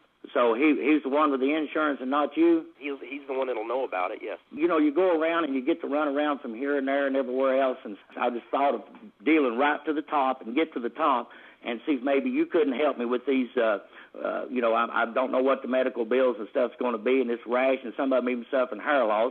So I don't know anything about that, sir. You don't know anything about any of that? Well, but you're the one that owns the track now. I mean, I'm telling you what, Mr. Stewart, I am catching hell over this and everything else. And, you know, and I don't go for the runaround and stuff because I'll tell you what, I just whoop a man's ass over getting a family upset and everything like this. Well, I'm not trying to get you upset. I'm just telling you. But you're not. You're giving me excuses and telling me things that's going to happen down the road here, but I need this taken care of, something done with this right now. Mister, I can't do anything about it right now. I mean, we don't even have the town that's 2 towns north of Rossburg is the town that has to accept the bid. The sewage has to be pumped north 2 towns. We have to pay for it, obviously. Well, didn't you check this out before? I mean, you bought this damn thing, you know, I mean, caused all this problems and everything? Yes, we knew when we bought the racetrack that we were going to have to do this project. But you have to understand, you can't build a skyscraper in 2 days. No, I understand that, but, you know, I guess, so well... It's what I'm trying to tell you is we're aware that we have to do the sewage system deal. We knew that at the end of the year that we have to do this project. It's not something that can be done in the middle of the season. We don't even have the plans finished drawn up yet. So we're doing everything that we can right now to get this problem cured. Well, what about all these medical bills and all this stuff here? How are we going to get this taken care of? I mean, you know... File a claim with the insurance company. That's all I can tell you right now. Well, if he gives me the runaround, then I'm afraid that there's going to be problems because I'll whoop a man's ass over something like this right here. My wife can't even lay on her back so we can do our normal marriage stuff, you know, because of the rash all on her backside, you know, things like this that I have to deal with. And now they're talking, you know, I mean, this dermatologist is $185 an hour. Then he charges $260 for this skin sample and everything else. And I aim for you to pay this, or I'll whoop your ass personally. Mister, I can tell you one thing right now. I'll be more than happy to work with you on it. But if you're threatening to whip my ass, you're going to have another problem. Why? Because what? You're just a little boy. I'm a big man. I just slap you all around your face like I own you, Mr. Stewart. Well, I tell you what, mister, I was more than happy to work with you right up to the point where you started threatening with me. Well, you pissed me off. I haven't done nothing to piss you off. Well, you pissed me off by just throwing me over here and throwing me over there, Mr. Stewart. You know, I ain't worried about it. I watched you on the race on TV. You know, you don't look like you could fight your way out of a damn paper bag anyway. Well, then just meet me at Eldora on the 8th on Wednesday, and we'll find out about it. You'll be there Wednesday the 8th? What time? I mean, we'll go toe-to-toe. I'll slap you. Your mother won't know you when I get done slapping you. Mister, whatever you want to do, it doesn't really matter to me. I mean, I'm trying to do everything I can to make that place the best that it can be, and we've accepted problems that are already existing there, and I'm doing the best I can to make it right. All I'm telling you is Eldora Speedway is run by Larry Kemp. Well, what I'm saying is he'll be able to direct you to the insurance people, and we'll be glad to work with you. But sitting here threatening me and telling me you're going to whip my ass is not going to help your problem. Well, I just think you're giving me the runaround. What? Hold on a minute. Now I gave you your 3 minutes. You give me my 3 minutes. Sure. Okay. Now the first thing is when you go and tell somebody you got a problem about something, the first thing you do, you don't go tell them you're going to whip their ass. Because first of all, I didn't say anything. I'm not giving you the runaround. I'm trying to work with you. So if you want some help, you'll calm your ass down and listen to me and let me try to help you. Well, you've got a damn attitude anyway. You've always been kind of a redneck. Let me finish. Okay. Now, if you want to be a dick about it and start threatening me, then I'll make your life absolutely miserable, okay? How you going to do that? Well, I'll run it around as long as you want to run it around. Well, it just sounds to me like you ain't going to pay. I didn't say anything about that. I said get with Larry Kemp and we'll work with the insurance company. I don't have the insurance information here. I'm at damn Richmond, Virginia, trying to worry about doing my full-time job. But I am taking the time out of my day to try to address your issue. Am I not? Yeah, it seems like you are, but it seems to me like that you're trying to draw me into coming down there on the 8th. You already invited me to come down there on the 8th to whoop your ass or get my ass. Why did I do that? I don't know why you want to. I mean, I've seen you lose your temper on the track and everything else. You know, I might have to bring a couple people with me down there if I meet you down there on the 8th. Well, did I say anything first about anybody whipping anybody's ass? If I remember, you were the first one that said, well, I'm going to come down there and whip your ass where your mama can't recognize you. That's right. I don't believe I said anything about whipping anybody's ass. Well, you said if you want to do that, then just meet me down here on the 8th. That's right. But first of all, you said you were going to whip my ass first. Did you not? Yeah, I believe I did, but you had me riled up there. I believe you did then. So I believe you were the one that first started threatening me, not me threatening you. I tried to work with you, and you're the one sitting here threatening me. So now, why would I want to work with you if you're sitting there threatening to whip my ass? Because that might entice you a little bit to keep you getting your ass whipped there. Those kind of tactics don't work with me, sir. I'm a pretty level-headed person, contrary to your popular belief, and I'll be glad to work with you. You're saying you're a level-headed person? Don't sit here and think that you're going to sit here and threaten me and think that that's going to get your case working a little better. Yeah. You understand what I'm saying? I see what you're saying, but, what I'm doing is just the vibes I'm getting from you is making me angry. Makes me angry, just the vibes I'm getting from you. I don't know what it is. Well, I don't know what it is either, sir. I mean, I'm sitting here trying to work with you the best I can right now. If you had these I got a lot of stuff going on today, but I'm more than willing to sit here and spend the time to talk to you about it. Well, if you had these damn busybody spinster women up your ass all the time like I have on mine, scratching the claw and the collar and going on, ain't got nothing else to do, you'd have attitude like I have. You'd want to whoop anybody's ass, and you being the owner's the first person's ass that I'd want to whoop over this. Well, but what you got to understand is I didn't create the problem. Well, yeah, but you own the damn place that has the problem there. I tell you what, here's the easiest thing to do then.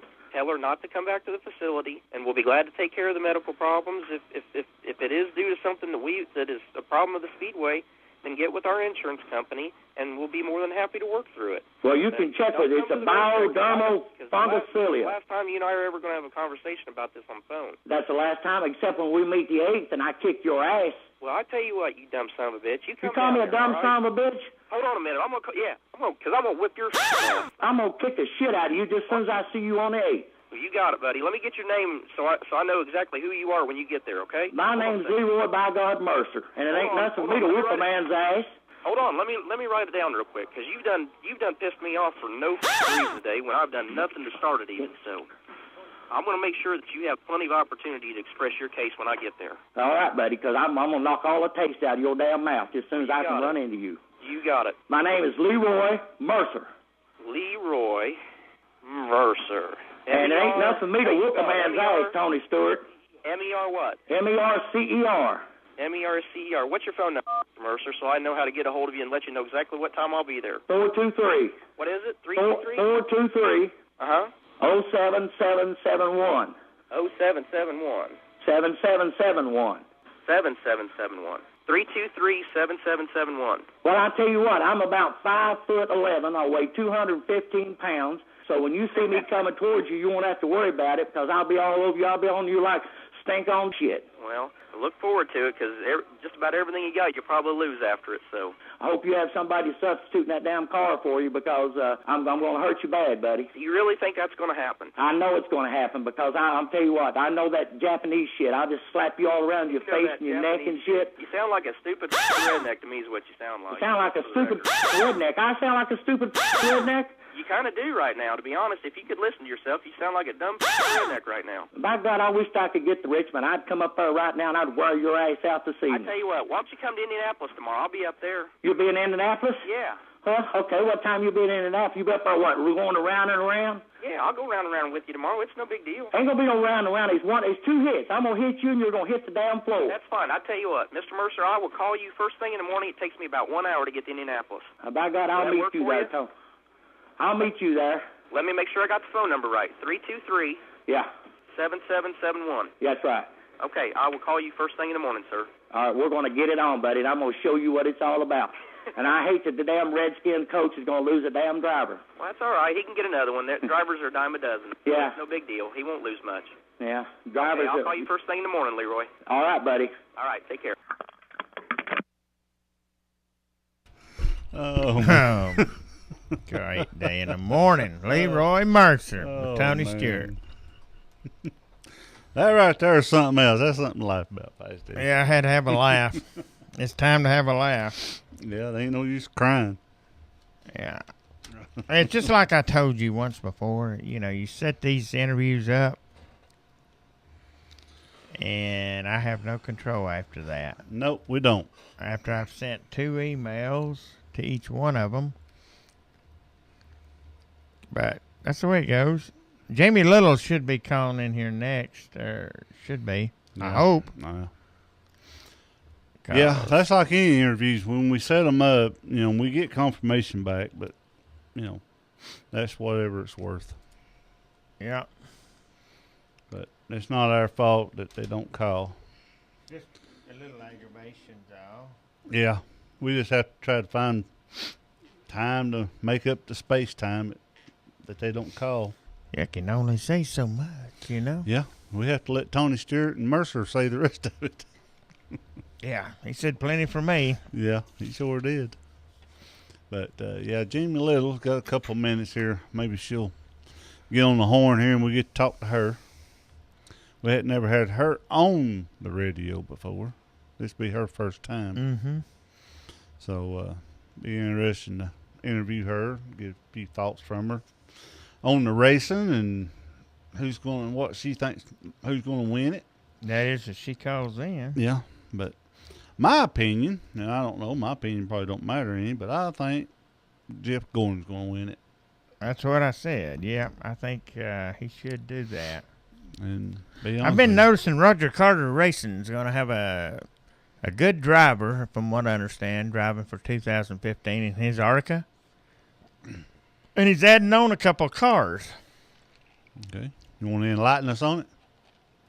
That's about all I can enlighten right now because I don't know exactly who it is. He hasn't said yet. But that's good because he's a good guy. Roger Carter is. Right.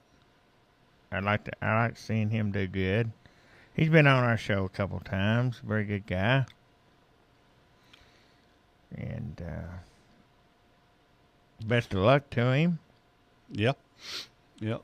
I'll tell you somebody else I'd like to get back on the radio, Fast Eddie, if he'll do it. Ron Hornaday, see how things are looking up with him next year in the Truck Series. Yeah. Hadn't heard nothing from him or about him, so maybe we get something out of him. Maybe you need to try to get him back on the show like he did last time, Mr. Ron Hornaday. What I'm going to try to do is I'm going to try to send him a message and see if I can't get him back on here about 10, 15 minutes one day. Yeah. I like Ron. He's a good driver, and I hate what happened to him this year. And I don't know. I just hate to see anybody be without a job, then they have to turn around and start a new ride with somebody else. But that's the way the racing business is. There's a call. Yeah. Caller, go ahead. You live on WOOP. Hi there, this is Jamie Little calling in. Hey, Jamie. How you doing, Jamie? I'm well, how are you? Good, good. This is Fast Eddie, and you've got Big G with us here, and we had a good time down in Atlanta when we seen you down there this year. this last race at Atlanta? That's always fun. You guys always have a good spot there. Oh, yes. I know one thing. You are one of the most busiest person at the racetrack that I've ever seen. You cover a lot of territory, don't you, Jamie? I do. They definitely keep me busy, and it just goes with the nature of the territory. But yeah, race weekends are crazy. And I do want to tell you that you do a wonderful job. Yep. Oh, I appreciate it. I really love what I do, and hopefully that shows. It does. You do a fantastic job. Thank you. Well, I'm excited to. I'll be doing it for another 4 years now, so I'm excited about that. Yeah. Are you all on contracts? Is that how it is? Yeah, we're on contracts, and our 8 years with ESPN and NASCAR is up this year, obviously. So, so I signed a new deal with Fox. Okay, so next year you will be with Fox. Yes, and I'll be doing the Xfinity Series and the Sprint Cup Series the first half of the year. Yeah. Now, that Xfinity, is that what you said? Xfinity. That is going to be this nationwide race, right? Exactly. Yep. Changing the name. Yeah. Yeah, that gets everybody confused there for a little while anyway, won't it? Yeah, I'm trying to train myself already to say it correctly. Now, ESPN won't be doing this next year at all, right? Right. No, they'll be covering, pieces and features and things for Sports Center, but no more race coverage. Wow. That's something. I like your all's uniforms that you wear with the ESPN. Yeah, fire suits. Yeah. Yeah. They don't have that at Fox. They don't wear fire suits. Yeah, that's true. Now, those fire suits, they're hot, ain't they, Jamie? Or are they? Yeah, well, they're not as bad as a regular driver suit because, the Nomex isn't in them anymore. We've evolved over time, so they're a little bit better and more manageable. That's good. Yeah, it is, Jamie. Yeah, you do. This Big G, you do a good job. Just watching you run around, from pit to pit and getting interviews, it just wires me out. Yeah, it's a physical job. People always wonder, well, how do you stay fit? And I say, well, basically, if you've seen me on any given race day, running up and down pit road, around the garages, and wearing a fire suit, it's a great diet plan. Yeah, it is. That's what I need to do, put one of them on and get running up and down pit road. Yeah. But we loved that you called in and get to talk to you for a little bit and kind of get a little insight, what you think about the chase. And, I know, I've heard a lot of people likes it, and I kind of like it. It's something different. Yeah, I think it's really exciting because, before we had a chase, everybody qualifies for the chase, and then it's 10 races, and if you're out early, you're out, but you're technically still a chaser, which isn't really exciting when you compare it to this series where we have 4 different chases basically, and 3 races to get it done, and you have to keep qualifying for it. I think the pressure is unlike any I've ever seen. The intensity, as we've seen after these races, drivers mad at each other, getting into each other. There's a lot on the line. There's a lot more to lose now than before. When you have only 3 races to get it done instead of 10, it's a big difference. Yeah, it is. It's a big difference. Now, Jamie, are you heading to Texas? I sure am. I'll be at the next 3. Oh yeah, that's good. That'll be good. I was just looking at some stuff here. You're from Las Vegas, Nevada. I am. That's where I am right now. How's the weather there? Beautiful. Vegas. Oh yeah. Finally getting some fall weather here now. It's cooling off into the 70s. That's good. That's a lot better. And then I'm looking at some stuff here. You went to San Diego State University. I did. I went there after I graduated high school in Las Vegas. Lived in San Diego for a while, and that's how I fell in love with motocross racing, and that's basically what led me into auto racing. Yeah, so you started out in motocross, right? Yeah, Supercross and motocross. I used to go down to Atlanta, the Georgia Dome. I think I did that for about 6 or 7 straight years. I was there covering the races. Well, I know one thing. You do a fantastic job out there. And now Winston Kelly's with you all too, isn't he? Or He does the radio stuff. So, yeah, we rub shoulders in the pits a lot of times. We'll have the same people, and, yeah, I see him quite a bit. He's a good fella. Yeah, Winston, he's pretty busy with the Hall of Fame and doing his radio gig. Yeah, and I know about all you guys that's in the in ESPN there, and they do you all do a fantastic job. I really like the coverage on ESPN. I hate seeing it bowled out. Yeah, me too. Yeah, it's been a fun ride, and I love the people I work with. You know, working with Dale Jarrett and Rusty Wallace and Andy Petrie. We've got such a great crew, and Yes. we're sad to see it end. You know, we're a family, and we see each other, 34 weekends straight a year. You spend a lot of time with these people, and now all of a sudden, after 8 years, we're all going our separate ways. So it's sad, but we're definitely enjoying the ride this year. We're calling it our ESPN Victory Tour. Oh, yeah. How long, Jamie, you been with ESPN? My whole career. I kind of worked for them on and off since I graduated, or I was basically still in college. And but I've been with them strictly since 2002. Oh, okay. They've been there a while then. Yes. Yeah, been a long time there. And so now you're going to the other network that's going to hold it. Now Fox is still going to call the first so many races, right? Yes, they have the first half of the year.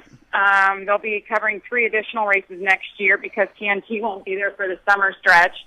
And they've never, covered both series at the same time on a weekend like we do at ESPN. So that'll be something new for Fox and something I'm excited about. We're already at the racetrack. May as well cover both big races. That's right.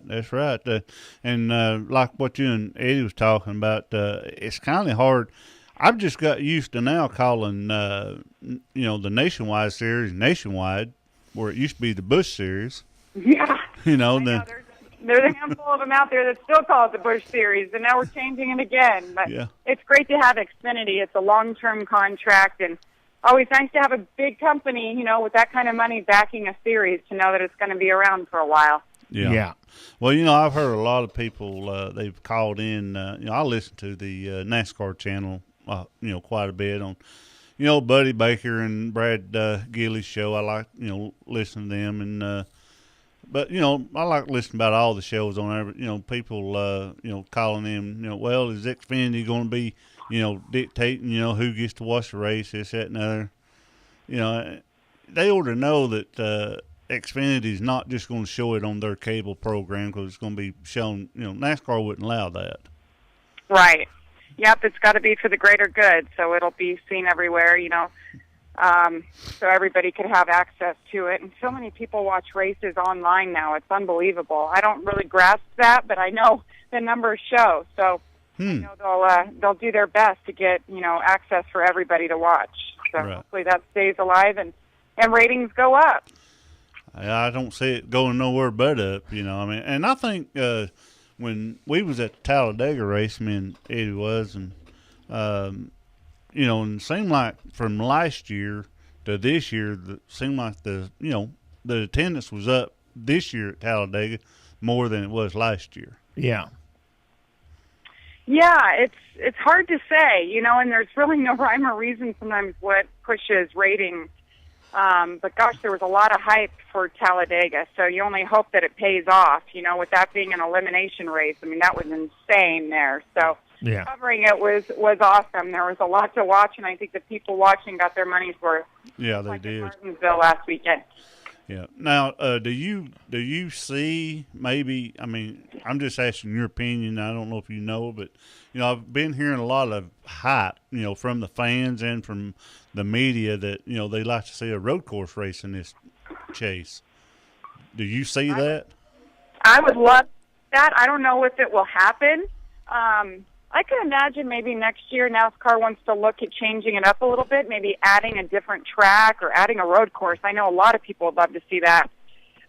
Because, it comes down to the best overall driver wins the championship. So how can you say best overall driver if you don't include a road course too? You got short tracks, you got super speedways, and of course the intermediate tracks, but you don't have road courses. So I would love to see that happen. I would too. I'd love to see a road course. And matter of fact, I mean, it don't matter to me which one they put in there, but I like Watkins Glen off of Well. Yes, I like Watkins Glen. I like Sonoma, and I really love Road America. I really like covering the Nationwide Series up there. I'd like to see the Cup cars go back there. Yeah, they haven't been there in several years, Cup cars, have they? Yeah, I don't remember exactly how long, but yeah, they used to go up there from what I'm told. There's a lot of history in that place, that's for sure. Yeah. Jamie, what is one of your best interviews doing your reporting that you've had with the drivers? Which one, or is it hard to say? Which one that you've really... One of the easiest to interview, one of the best, that gives you what you want as a reporter and as a fan is Carl Edwards. Yeah. It's so easy. He knows what people want. He knows what you're looking for. I'm not asking a question to hear myself talk, and he gets that. He wants to, okay, you're asking a question because you want me to explain what's happening and share that with people to make it more interesting. He gets that. And Jimmy Johnson's always a class act. He always answers questions, whether he's having a bad day or a great day. He's always great to deal with. Yeah. How about Danica Patrick? Oh, I've always been a fan of Danica. She's great. She's feisty. She's everything she should be as a race car driver. But she's always gracious with her time. She's, as you guys know, obviously, she didn't get there not talking to the media. She's definitely great with the media and gives a lot of her time to the fans. I'm a big fan of hers. I like emotional drivers, too, ones that get fired up and give you something more than just PC answers. Yeah. It kind of surprised me this past weekend. I've followed Casey Kane ever since he's come into the sport, and I was kind of surprised that he kind of got fired up this week.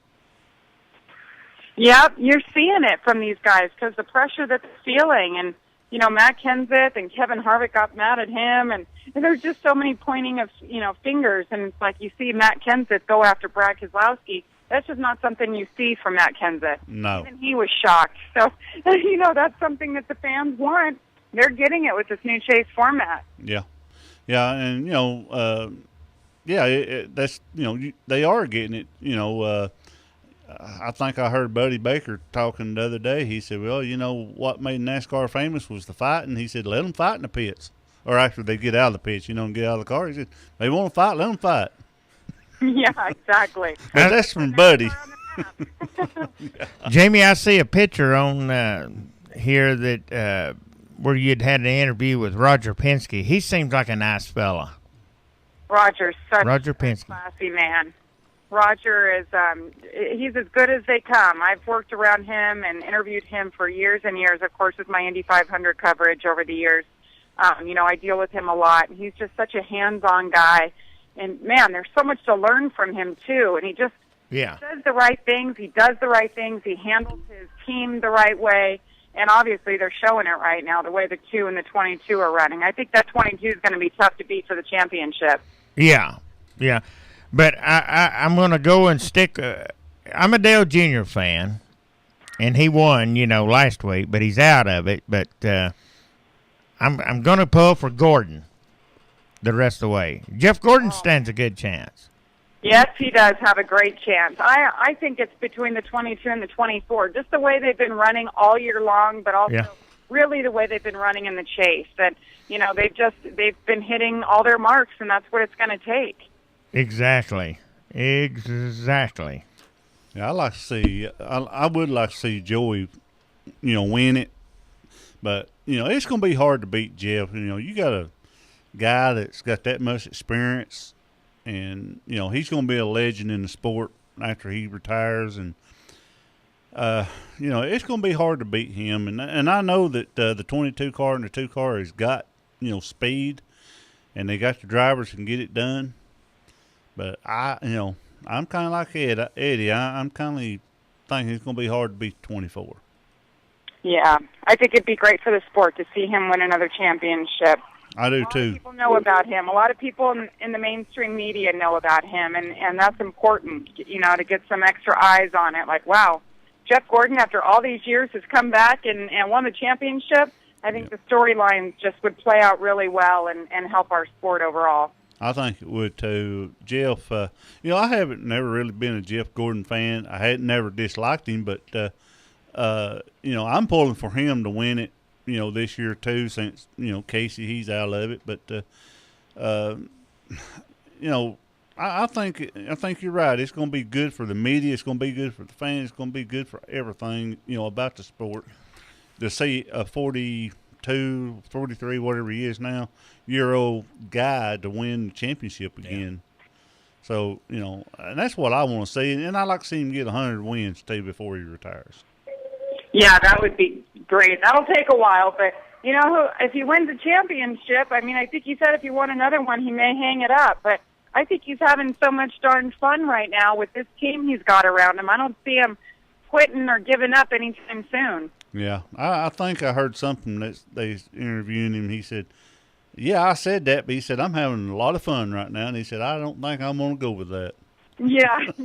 Well, I hope he doesn't. I'd like to keep him in the sport for as long as we can because it is. I know he's a legend already, and just every time I interview him, I know, gosh, one day I'm going to look back and remember these days working alongside Jeff Gordon, and I was there when. Yeah, that's right. And Jamie, also, we're going to have Brad Keselowski's spotter on here next after you. Joey Meyer. Yes, Joey's a great guy. He's also Brad's pilot. So talk about good. A man that wears different hats. He's really good. Those guys have something special. I'm glad you told me that. I didn't know that he was his pilot. We will talk about that. He's I've had him on the show before. He's real good. Real nice fella. Yeah, I know he was his pilot. I think he still is. So yeah, just ask him about it because they definitely work together very closely and they have a great relationship. I'll tell you how he is, Jamie, before we let you go here. I'll tell you how this guy is, Joey Meyer. I had him scheduled once, and I think something happened. Then I had him rescheduled again, and he forgot it. He just come back and sent me an email that time and said, "There's no excuse. I forgot this. It's my fault." And I said, "No, it's not. It's okay. I just like to get you on the show." And he wanted me to give him my home address, and I did. And he said, "I'm going to send you something." And he sent me a couple of nice hats, caps. Oh, that's nice.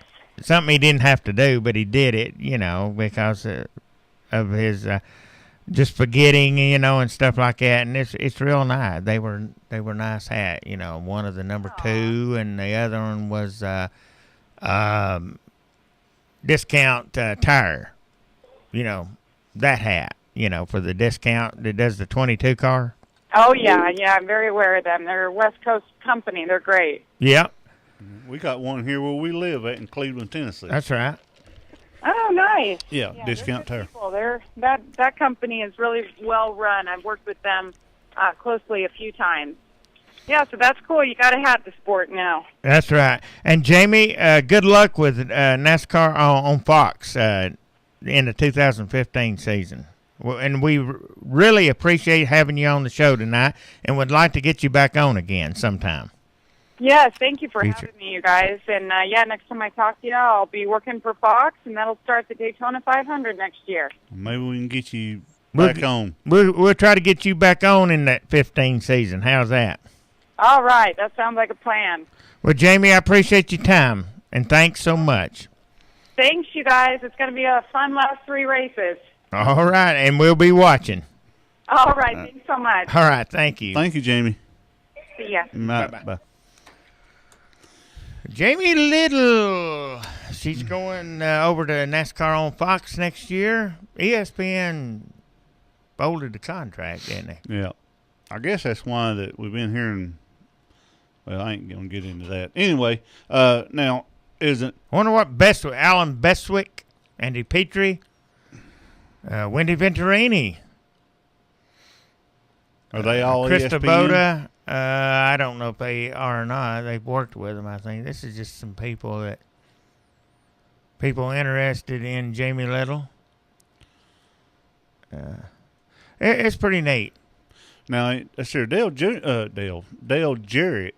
he's going over to going there too, ain't he? I don't know. He may be. I thought I heard he said he's going to go over. These people, they'll find jobs. They're good at what they do. Well, you got Brad. Yeah. Brad Darter. Brad, yeah. What about Kenny? Big tall Rusty Wallace. Well, yeah, you got Rusty. I don't know if he's what he's going to be able to. And Nicole Briscoe. Yeah, Nicole. Brad Darty's big because you walked up to him. Yeah, he made me look small. You had to look up in the trees. Yeah, I had to look over the big screen to see him. All right, we got another interview here at 8:30. It'll be Joy Meyer, the spotter for Brad Kay, and I did not know that he was a pilot. Was Brad Kay's pilot? Mm-hmm. That's something we can talk about. Yeah, I didn't know it either. That's something new.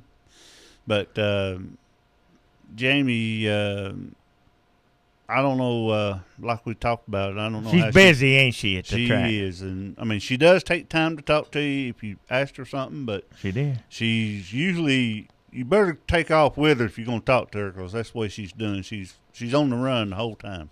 And we also got to talk to Clara B. Lang while we was in Talladega, and Clara B. just ain't got the time. Yep. She said she's thought about us, but doesn't have time.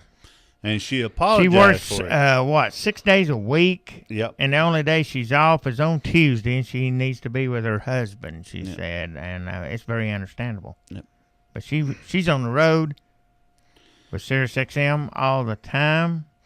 We might be able to get her when off season. NASCAR, off season, maybe December or so. We might be able to get her, and she'd be a good interviewer. She's real good at what she does. Oh yeah, and she's another one that runs too. She runs. Yeah, she was running with that microphone and talking to us at the same time. It's unreal. So she's a nice one too to talk to. Oh yeah, she is. But all them people, reporters that goes up and down pit road, Jamie and I can't think of the guy's name at. Bestwick's up in the booth. Now, who's the other one that does pit road? Vince Welch. Welch, yeah. I meant to ask her about that. Sometimes things just don't hit your head like it should. I think Dr. Jerry Punch is done. Yeah, he'll be done. I think he is done. Return, maybe? Yeah. Dr. Jerry Punch. Now, the one that does NASCAR, when it comes back to Fox, he'll probably be there all the time. When Fox left, he left, but he does the Barrett Jackson. That's Mike Joy. Yeah, Mike Joy. So he'll probably keep a job Mike all Joy, year. Chris Myers. Myers does football, Yeah. I've been promised to get them people. Eli Gold, I miss him being on there. Yeah, we had him this year. He's the voice of Alabama. Once, we've had him this year. Voice of Alabama. The Crimson Tide. Yep. I love to hear him. Speaking of Alabama, I thought the Vols was going to beat them. Well, I didn't give Tennessee much hope. I was hoping they'd win, but I didn't give them much hope. When I first seen it, and I talked They started playing better as the time went on, didn't they? They just run out of time, didn't they? Yeah. Well, they lose 14 points, I think. 14 points. I thought it'd been worse than that. I don't know what the spread was. I don't play that no more. No, you don't need to be playing that. No, I'm talking about the fantasy stuff, Oh, where I thought you was playing spread for money. No, we always did it at work, I play the fantasy ESPN, and I don't need to tell you what place I'm in my league. Nah, you probably in the cellar, buddy. Be like me, probably down there in the boonies. In the cellar, I've got trying to do some trading right now, trying to get some more people here and trade out some. And my quarterback's Peyton Manning. You better keep him. I drafted him. You better keep him. Started to see, yeah, he's hot on this thing right now. I got LaShawn McCoy, Philadelphia in the backfield. I don't know how many people watched the ball game last night, but I was glad to see Washington win that game because of Colt McCoy, is that his name? Yeah. That quarterback for the first time, third stringer. I was pulling for him to win the game. I hope Odell Beckham Jr. does something. I've got him. And I got got a good field goal kicker here, Justin Tucker from Baltimore. Who was it? They said they had a good field goal kicker. He could kick it 62, 3, 4 yards. I don't know. Could be. I'm trying to think who he plays for, and I had never heard of him. But now they said Tennessee's got another good kicker. As bad as I hate to see our other kicker got killed in a motorcycle crash, and Tennessee Titans, that is. But they're about like the Falcons. Yeah, their record is terrible. What, 1 and whatever? I think they've won 1 or 2 games. Them Falcons lost in the last seconds. Yeah, field goal kick. I don't know. I pull for Georgia, so I'm a Bulldog fan. So, are you a Falcon fan? I am. Yeah, I like Falcons. I got them. Mattias. I got them on the one of my this app I got them. I follow them and the Braves. Team Stream. Yeah, Team Stream. There you go. It's 26 minutes after the hour. So, 8 o'clock. Joey Meyer will be calling in here in 3 minutes. Yep. Or should be. We hope. It was nice to hear from Jamie Little tonight. That's the first time we've had her on the show. That is the first time. So, if anybody don't know who she is, go on. She's ESPN pit reporter, which is she's gonna be going over to Fox Sports 1. And she's really Fox has hired her. She's a beautiful person inside and out.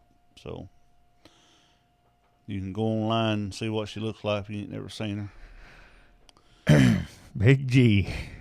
She is. She's pretty. I mean, I will call a spade a spade. Yeah. Or an ace an ace. Ace in a hole? Yeah. I don't know. But anyway. But we'll get get Joey Myers on here in a few minutes here, and he'll be another good interview, and yeah, we'll be calling it quits here in about 30 minutes. You got that right. And kind of running out of things here. I'm gonna I sit here and about fell asleep on you. I was watching you. I mean, the control board makes you sleepy, huh? Yeah, it makes me sleepy. I'll be back at the board next week, though. See, give you a break. See how I get treated around here, guys? Well, I mean, I'm just letting you have a taste of it. I'm like a redheaded stepchild around here. No, you're not. I get thrown out the first night. Get run off.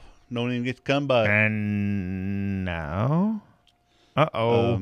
Wait a minute. Joey Meyer ain't calling in. Let me have that phone. I'm supposed to call him. Call him, yeah. Yeah, where am I at? Asleep? Yeah, you're like I am. You're asleep. That's not good.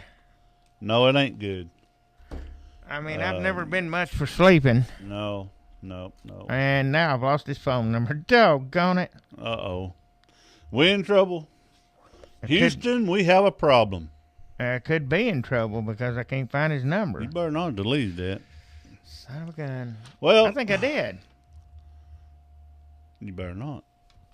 Okay. Take you outside here. I'm going to say everybody needs to go to Yesterday's at Willie's Deli. I can't say enough about this place. It's real good food, good people. Willie, go over and get to know Willie. He'll tell you a story or two. He's got a few stories he can tell you. He's funny. So, Yesterday's at Willie's Deli. Willie and Renee Jenkins, the owner, 88 Mouse Creek Road, Cleveland, Tennessee. Here in the beautiful Cleveland area. The go orders are at 790-5346, and they also got Willie's up in Charleston, and that place stays packed out all the time up there. And they got good food too. So their phone number is 336-8008. So we got Joey Myers on the phone here. Get him on. Get him on. All right, Joey. Hello. Hello, sir. Good evening. Hey, how you doing? Doing very, very good, man. Just enjoying one of our few days at home. All the main teams down there in Homestead doing a little bit of testing. Oh, okay. Well, I guess you're kind of be glad to get down there and get with them, ain't you? Well, I'll be glad to get to Texas and Phoenix and see if we can dig ourselves out of another hole. Yeah. You know. I believe you can. So. I believe you can. Well, if anybody can, we can. We've been down this road before, so we have a good map of it. Yeah. Hey, hey, Joey, I just found out a few minutes ago from Jamie Little. We interviewed her on here with ESPN. Yes, sir. That you was Brad's pilot. I am. I absolutely am. Yes, sir. I am. That's my actual my profession is a pilot, and that's actually what got me into NASCAR. Allowed me to walk through the door of NASCAR. I was a good mechanic, but I didn't have a specialty to get into racing. So aviation is what allowed me to get in the door of NASCAR, and I've been there ever since. And I was able to start spotting early on over at DEI, Dale Earnhardt Incorporated, and I've been doing it ever since. Well, I'll be dog, and that's great. That's great, and I guess so you fly Brad to the races, right? That is affirmative, and coincidentally, I fly myself to the races, so it works out kind of good. Well, that's good. Yeah. Man. Now, what kind of plane? No, I never get left, and my bags always show up on time. Oh, okay. What kind of plane y'all got? It's just a small little corporate jet. A lot of the drivers and teams all have their own private airplanes. It's a necessity with the amount of travel that we do. Right. Yeah. Without having private aviation, we wouldn't be able to afford the time that we do with all the sponsors and responsibilities between races and different towns and stuff. So we just have a little small private corporate airplane that Brad uses, and then the team, they end up using a 50-seat corporate jet as well to go back and forth to all the races and testing like they are down in Homestead now. Okay. I know when we was over at Talladega a few weeks ago, I seen a real nice jet over there took off, and I don't know much about planes. You're a pilot, so you probably know. But this plane here had the ends of the wings sticking up. I know there's probably several planes over there like that, but this looks like the bigger jet that took off. Yes, sir. The airport right there by Talladega is the one that's mostly used by the drivers. Some of the teams do use that airport, but some of the teams use Anniston Airport as well. But the devices that you're talking about are called winglets, and a lot of the newer airplanes have winglets where the wing tips are bent up. It gets rid of some drag and allows the wing to be a little more efficient. But you'll see, I would say right now, I could go through a quick list, but I'd say about 20 of the 43 drivers that start on Sunday have their own airplane just because of the responsibilities of travel. Oh, yeah. You just it's about come to that where you've got to do that, right, Joey? I mean. Yes, sir. I mean, without, we need sponsors to do what we're doing. And in order to meet the demands of the different sponsors, especially with Brad's case, he's associated with all three major series in the NASCAR circuit with the Camping World Truck Series and the Nationwide cars and then the Sprint Cup cars. Right. And between all the responsibilities, we have to be able to travel. Next week we go to Texas, and then between Texas, we actually have to go to Vegas for his truck sponsor and his Nationwide sponsor with Discount Tire, Cooper Standard. and Sequent out in SEMA for Vegas, and then we'll go on to Phoenix for the race. Wow. We simply couldn't do all that travel without the private transportation that we have. Wow, that's something else. Man, where do you find time to have fun? Well, ironically enough, I've got a couple days home this week right now, and my wife and I just got back from a real nice dinner on the lake, and I'm actually going to winterize my boats tomorrow because I know for the rest of the year I'm pretty busy, so I'm actually putting the boat away here at the end of October, which is kind of depressing, but that's the way it works. NASCAR is a traveling circus, and when you sign up for it, you kind of know what the responsibilities include. Mm-hmm. And, there's no surprises. Right. Just kind of make the best of it. It takes a good, strong family at home, and kids that understand that when you're home, and when you're gone, you're gone. So everybody deals with it differently, but we all deal with it in the exact same way. I guess it's kind of a double-edged sword. Yeah, well, that's like my wife. She told me today when I was come home, and we just got us another dog or other when she passed away here this year, and we got us one. He's almost 6 months old, and he's attached to her just like glue. And I asked her, I said, I wonder why he's attached to you. She said, you don't never stay home. You're gone all the time. That's it. We've got two dogs ourselves, and it's funny because when my wife comes home, they're excited. When I come home, they bark at me. So it's definitely I'm the stranger in the house. Yeah, well, mine, he comes and wags his tail at me, then he runs back in there to my wife, and I said, well, okay, then that's where you want to be, y'all. I'll just go and get him, pick him up, and he don't even want me to hold him. He's just a little bitty Lhasa Apso, and he weighs maybe 10 pounds, all he weighs. Right. But anyway, that's how I get treated. They know when you're gone, that's for sure. Yeah, and they know when you're outside too. Yep. And no, I kind of was wondering about the planes, and when Jamie said that, me and Fast Eddie, one didn't know that she was a pilot, and that's good to know. Yep, it's actually years ago, before spotters were required, there were actually a lot of pilots on the spotter stand strictly because they talked well on the radio, and that's what the driver wanted to hear. So now it's kind of evolved into a large percentage of your spotters are ex-drivers, and the other drivers that they're spotting for feel like it's an advantage to have the experience of driving on the radio from the roof. So it's a different avenue. Everybody has their own different approach, but mine was flying, and that's what allowed me to get on the roof and continue it.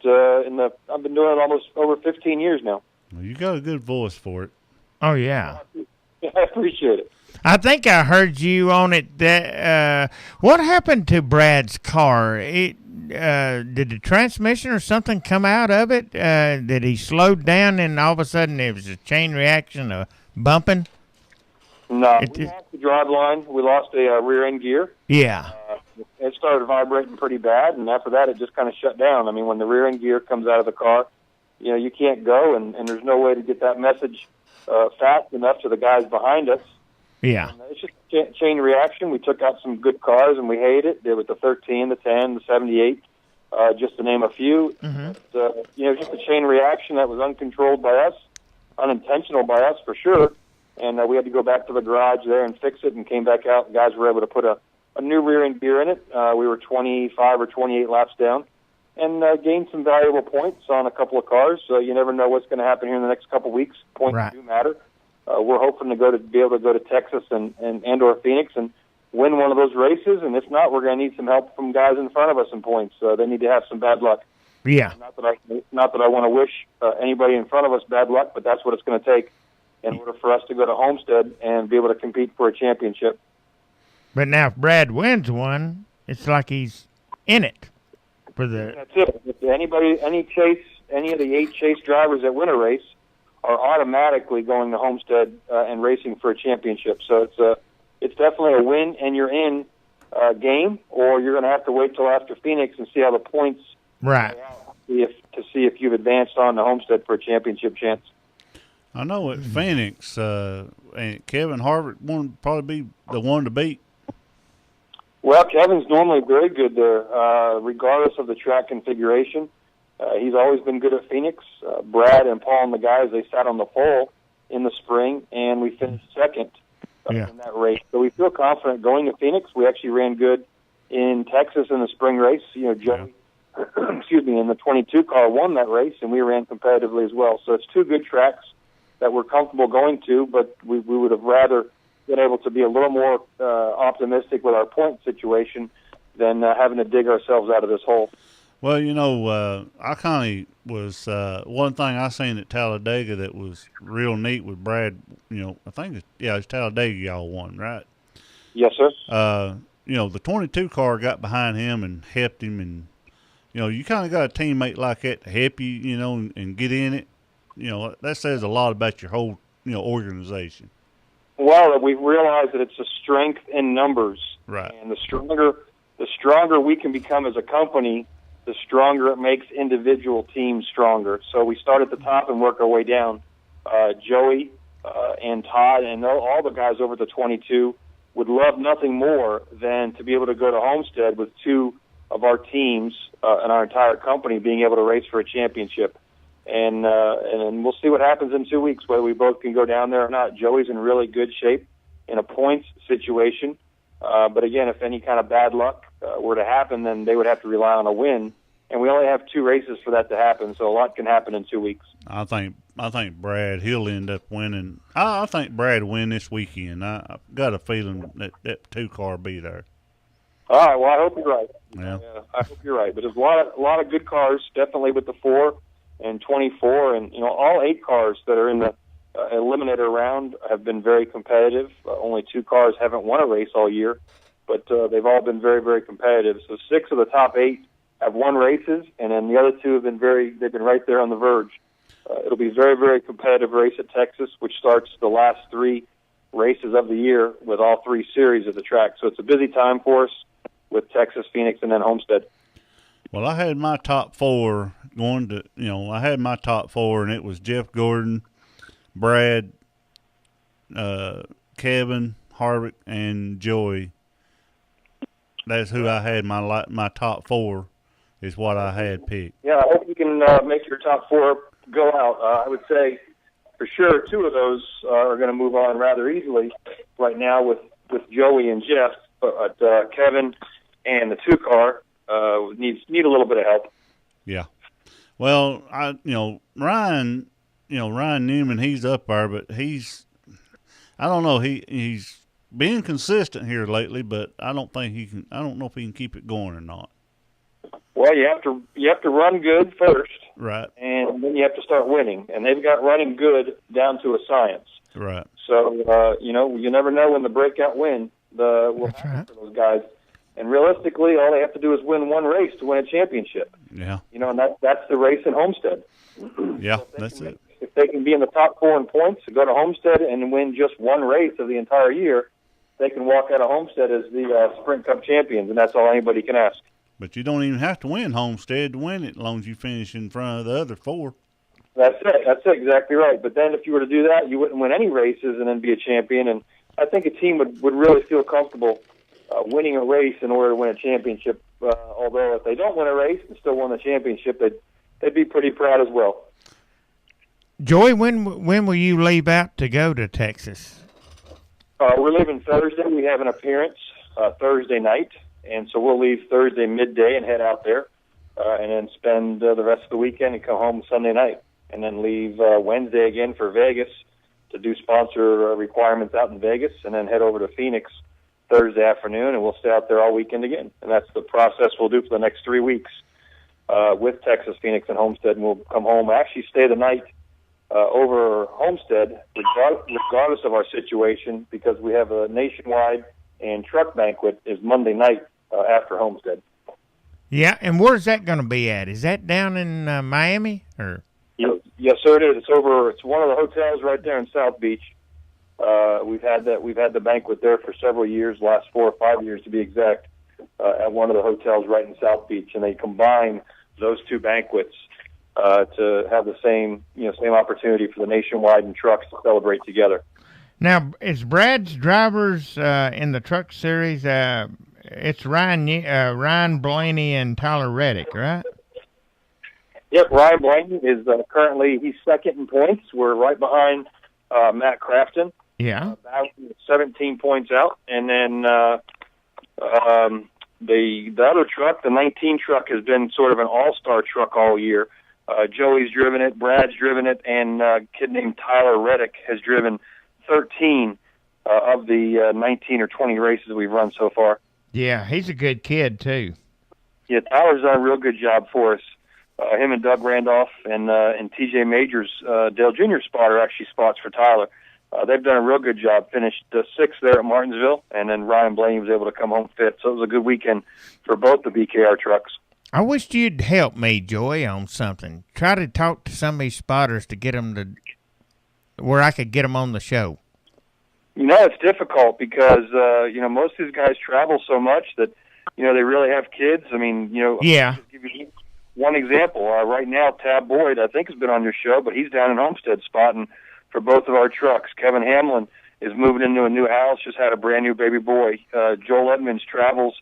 He's up in Minnesota, and that's just a handful. It's difficult, with us traveling from Thursday to Sunday to get these guys to sit home and not have a lot of responsibilities from Tuesdays and Wednesdays. It's just real difficult. That's their weekends. Yeah. Yeah, we talk about it, but it's difficult. It really is. It's just difficult, yeah. Finding time. It's all about time management. Yeah. I'm fortunate that when I'm home at night, usually on Tuesdays and Wednesdays, and it allows me to, take this opportunity to talk with you guys. But not all the spotters have that opportunity with the kids and wives and other responsibilities. Right. And I do appreciate you too, Joy. Yeah, well, that's all good. I enjoy it. I'm glad we get the opportunity once in a while just to catch up and chat about racing a little bit. Yeah, and I don't aggravate you all the time, as you well know. I've had you on twice this year, and I'll get you back next year, and we'll go from there. But I just don't. But I really appreciate you and your time, and keep the good flying going, is what I say. We always try to keep the blue side up, and the sport revolves around fans. Whether we work in the industry like ourselves or outside of the industry like you guys do, but we appreciate all the support we get. Whether you root for Brad Keselowski or not, you have to have good guys and you have to have bad guys, and hopefully we can fall somewhere on one side of the fence for you guys. You're on the good side there. Yeah, Joey. You sure are, Joey. You're a good fella. Great guy. Let me ask you one other question, and I'll let you back with Ed. But on your, season's coming to an end now. I know that you got probably sponsor stuff you have to do on the off season. Is that correct? Yeah, we'll do a lot. I was thinking about when the season ends. You think we have 6 weeks from the time the last race is till New Year's Day. Okay, there's 6 weeks. Right. So what you have is, from my standpoint, is you have 1 week for Thanksgiving. You have 1 week from Christmas to New Year's. We're going to be in Vegas for a week of the Champions Banquet.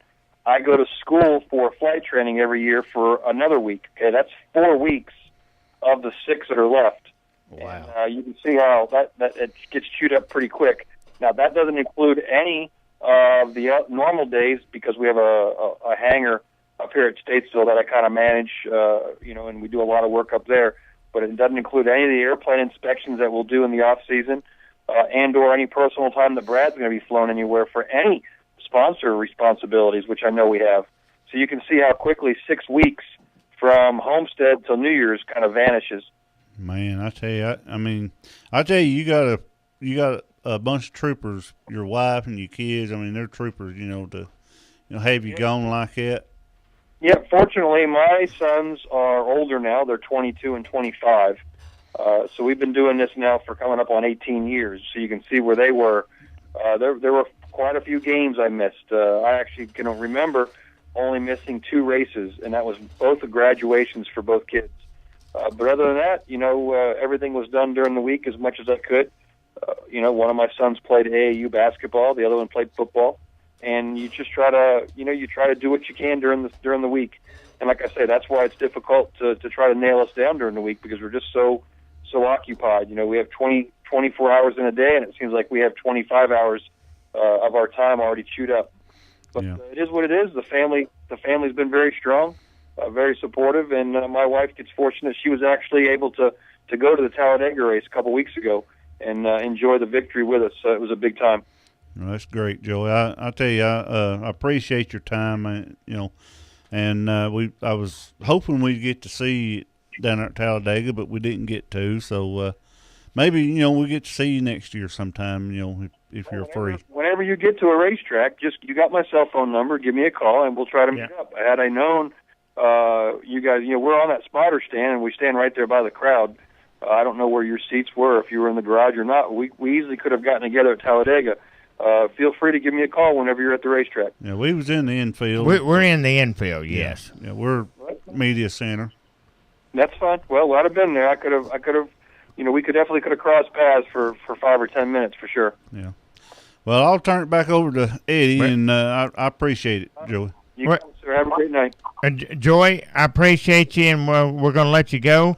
And good luck on the rest of the season here, and we'll see what happens with Brad. Well, how's that? We have two more races that matter, and then hopefully we get to go to Homestead. But no matter what, we have to go to Homestead, and hopefully we can race for a championship. And if not, we can still go down there and win one. So we're trying. Right. All right. Well, good luck to you. Good luck, and we'll talk to you later, buddy. Thank you. Thank you very much, guys. Have a good night. Mm-hmm. You too. Thanks. Bye. Bye. That's Joey Meyer. It's Joey Meyer, and he goes by Spotter2 on Twitter. Number 2. Spotter2. Very good guy. Big G, it's been real. Yeah. Been real fun. Yeah, we've had 2 interviews out of 2 out of 4.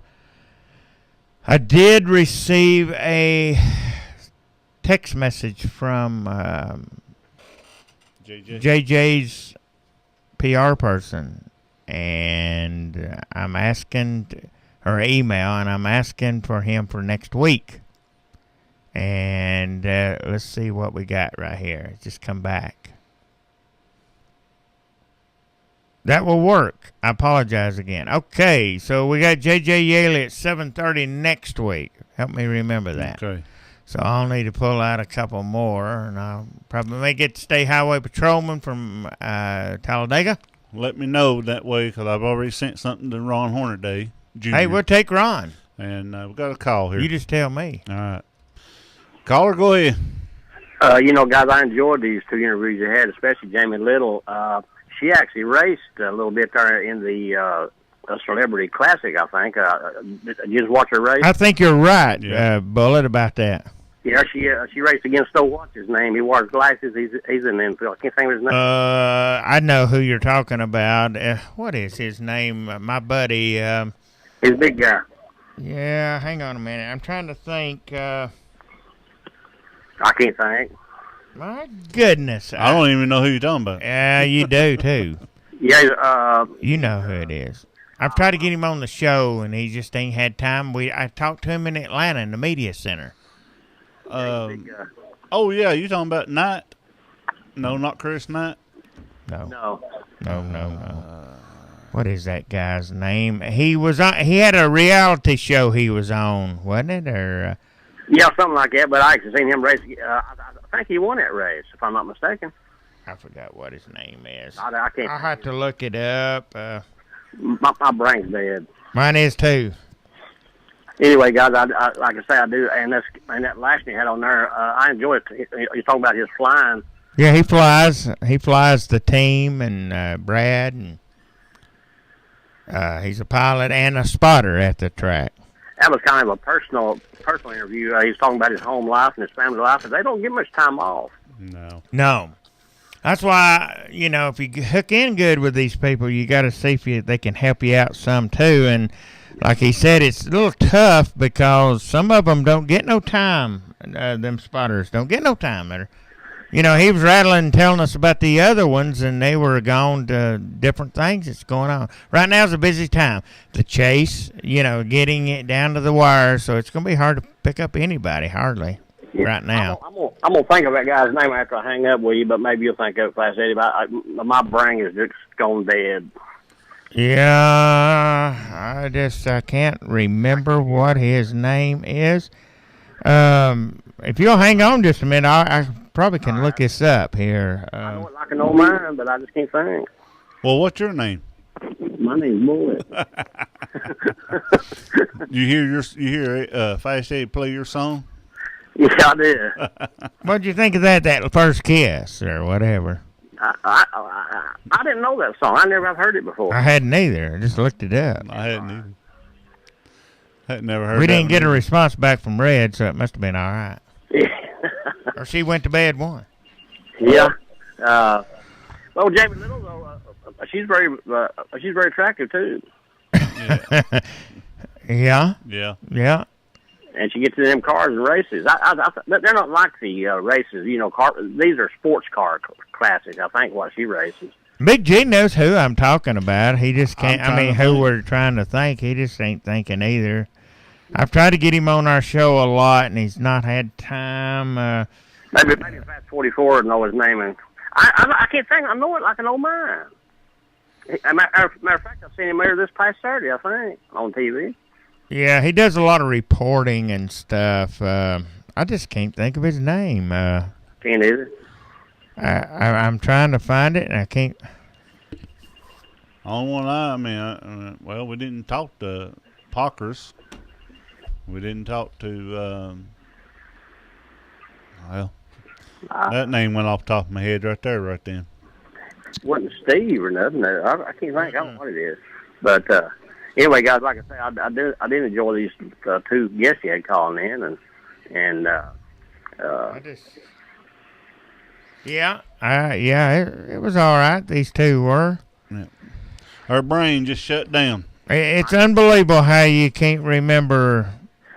I'm going to look on my Facebook friends because I've got him. I remember it. If I remember that call, I'll just text it to you if I said. Yeah, it's going to take a few minutes to try to. Rutledge Wood. Yeah, that's him. Rutledge Wood. Gerald should have known that, if too. If you said Atlanta, though, I was thinking Talladega. I said Atlanta. I didn't hear. That's where we met him at, in the media center. You said, right there's Rutledge Wood. I said, yeah, I know. Well, I'm glad you thought that because my head's smoking. Yeah, Rutledge has been wanting to get on here. He's hard to get. Yeah. Well, guys, I appreciate you, and I'll listen to you next week. All right, Bullet. Sounds good, Bullet. See you. We'll talk to you. See you. Bye. The Bullet. All right, we're I can't believe my brain went out that way. Well, anyway. It just went out to another world. Anyway, it's about time to get out of here. It's time to say goodnight. God bless the USA. Big G, you done a wonderful job on the board. Yep. We'll get you back on there in a couple years. Yeah. How's that sound? I'll be it's better than nothing. Ain't it? I reckon. It's been a year since I've been on it, so I guess 2 more years I ain't going to forget. Oh, great day in the morning. So, anyway, I'm going to say good night. God bless everybody, and pray for the country. We need prayer. That's right. And if I say you got any closing words? No. Good night. God bless. All right, good night.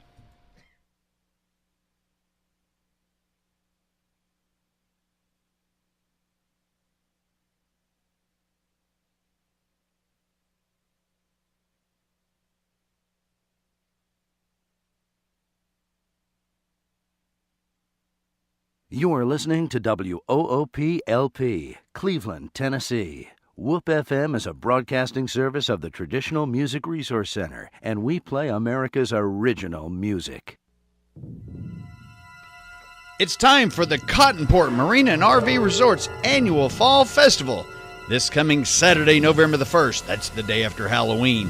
From 12 noon to 8 p.m. at night, there's face painting, bounce houses, horse rides, pumpkin pie contests, activities, games for the kids, a bonfire, hayride, and many, many vendors, including smoked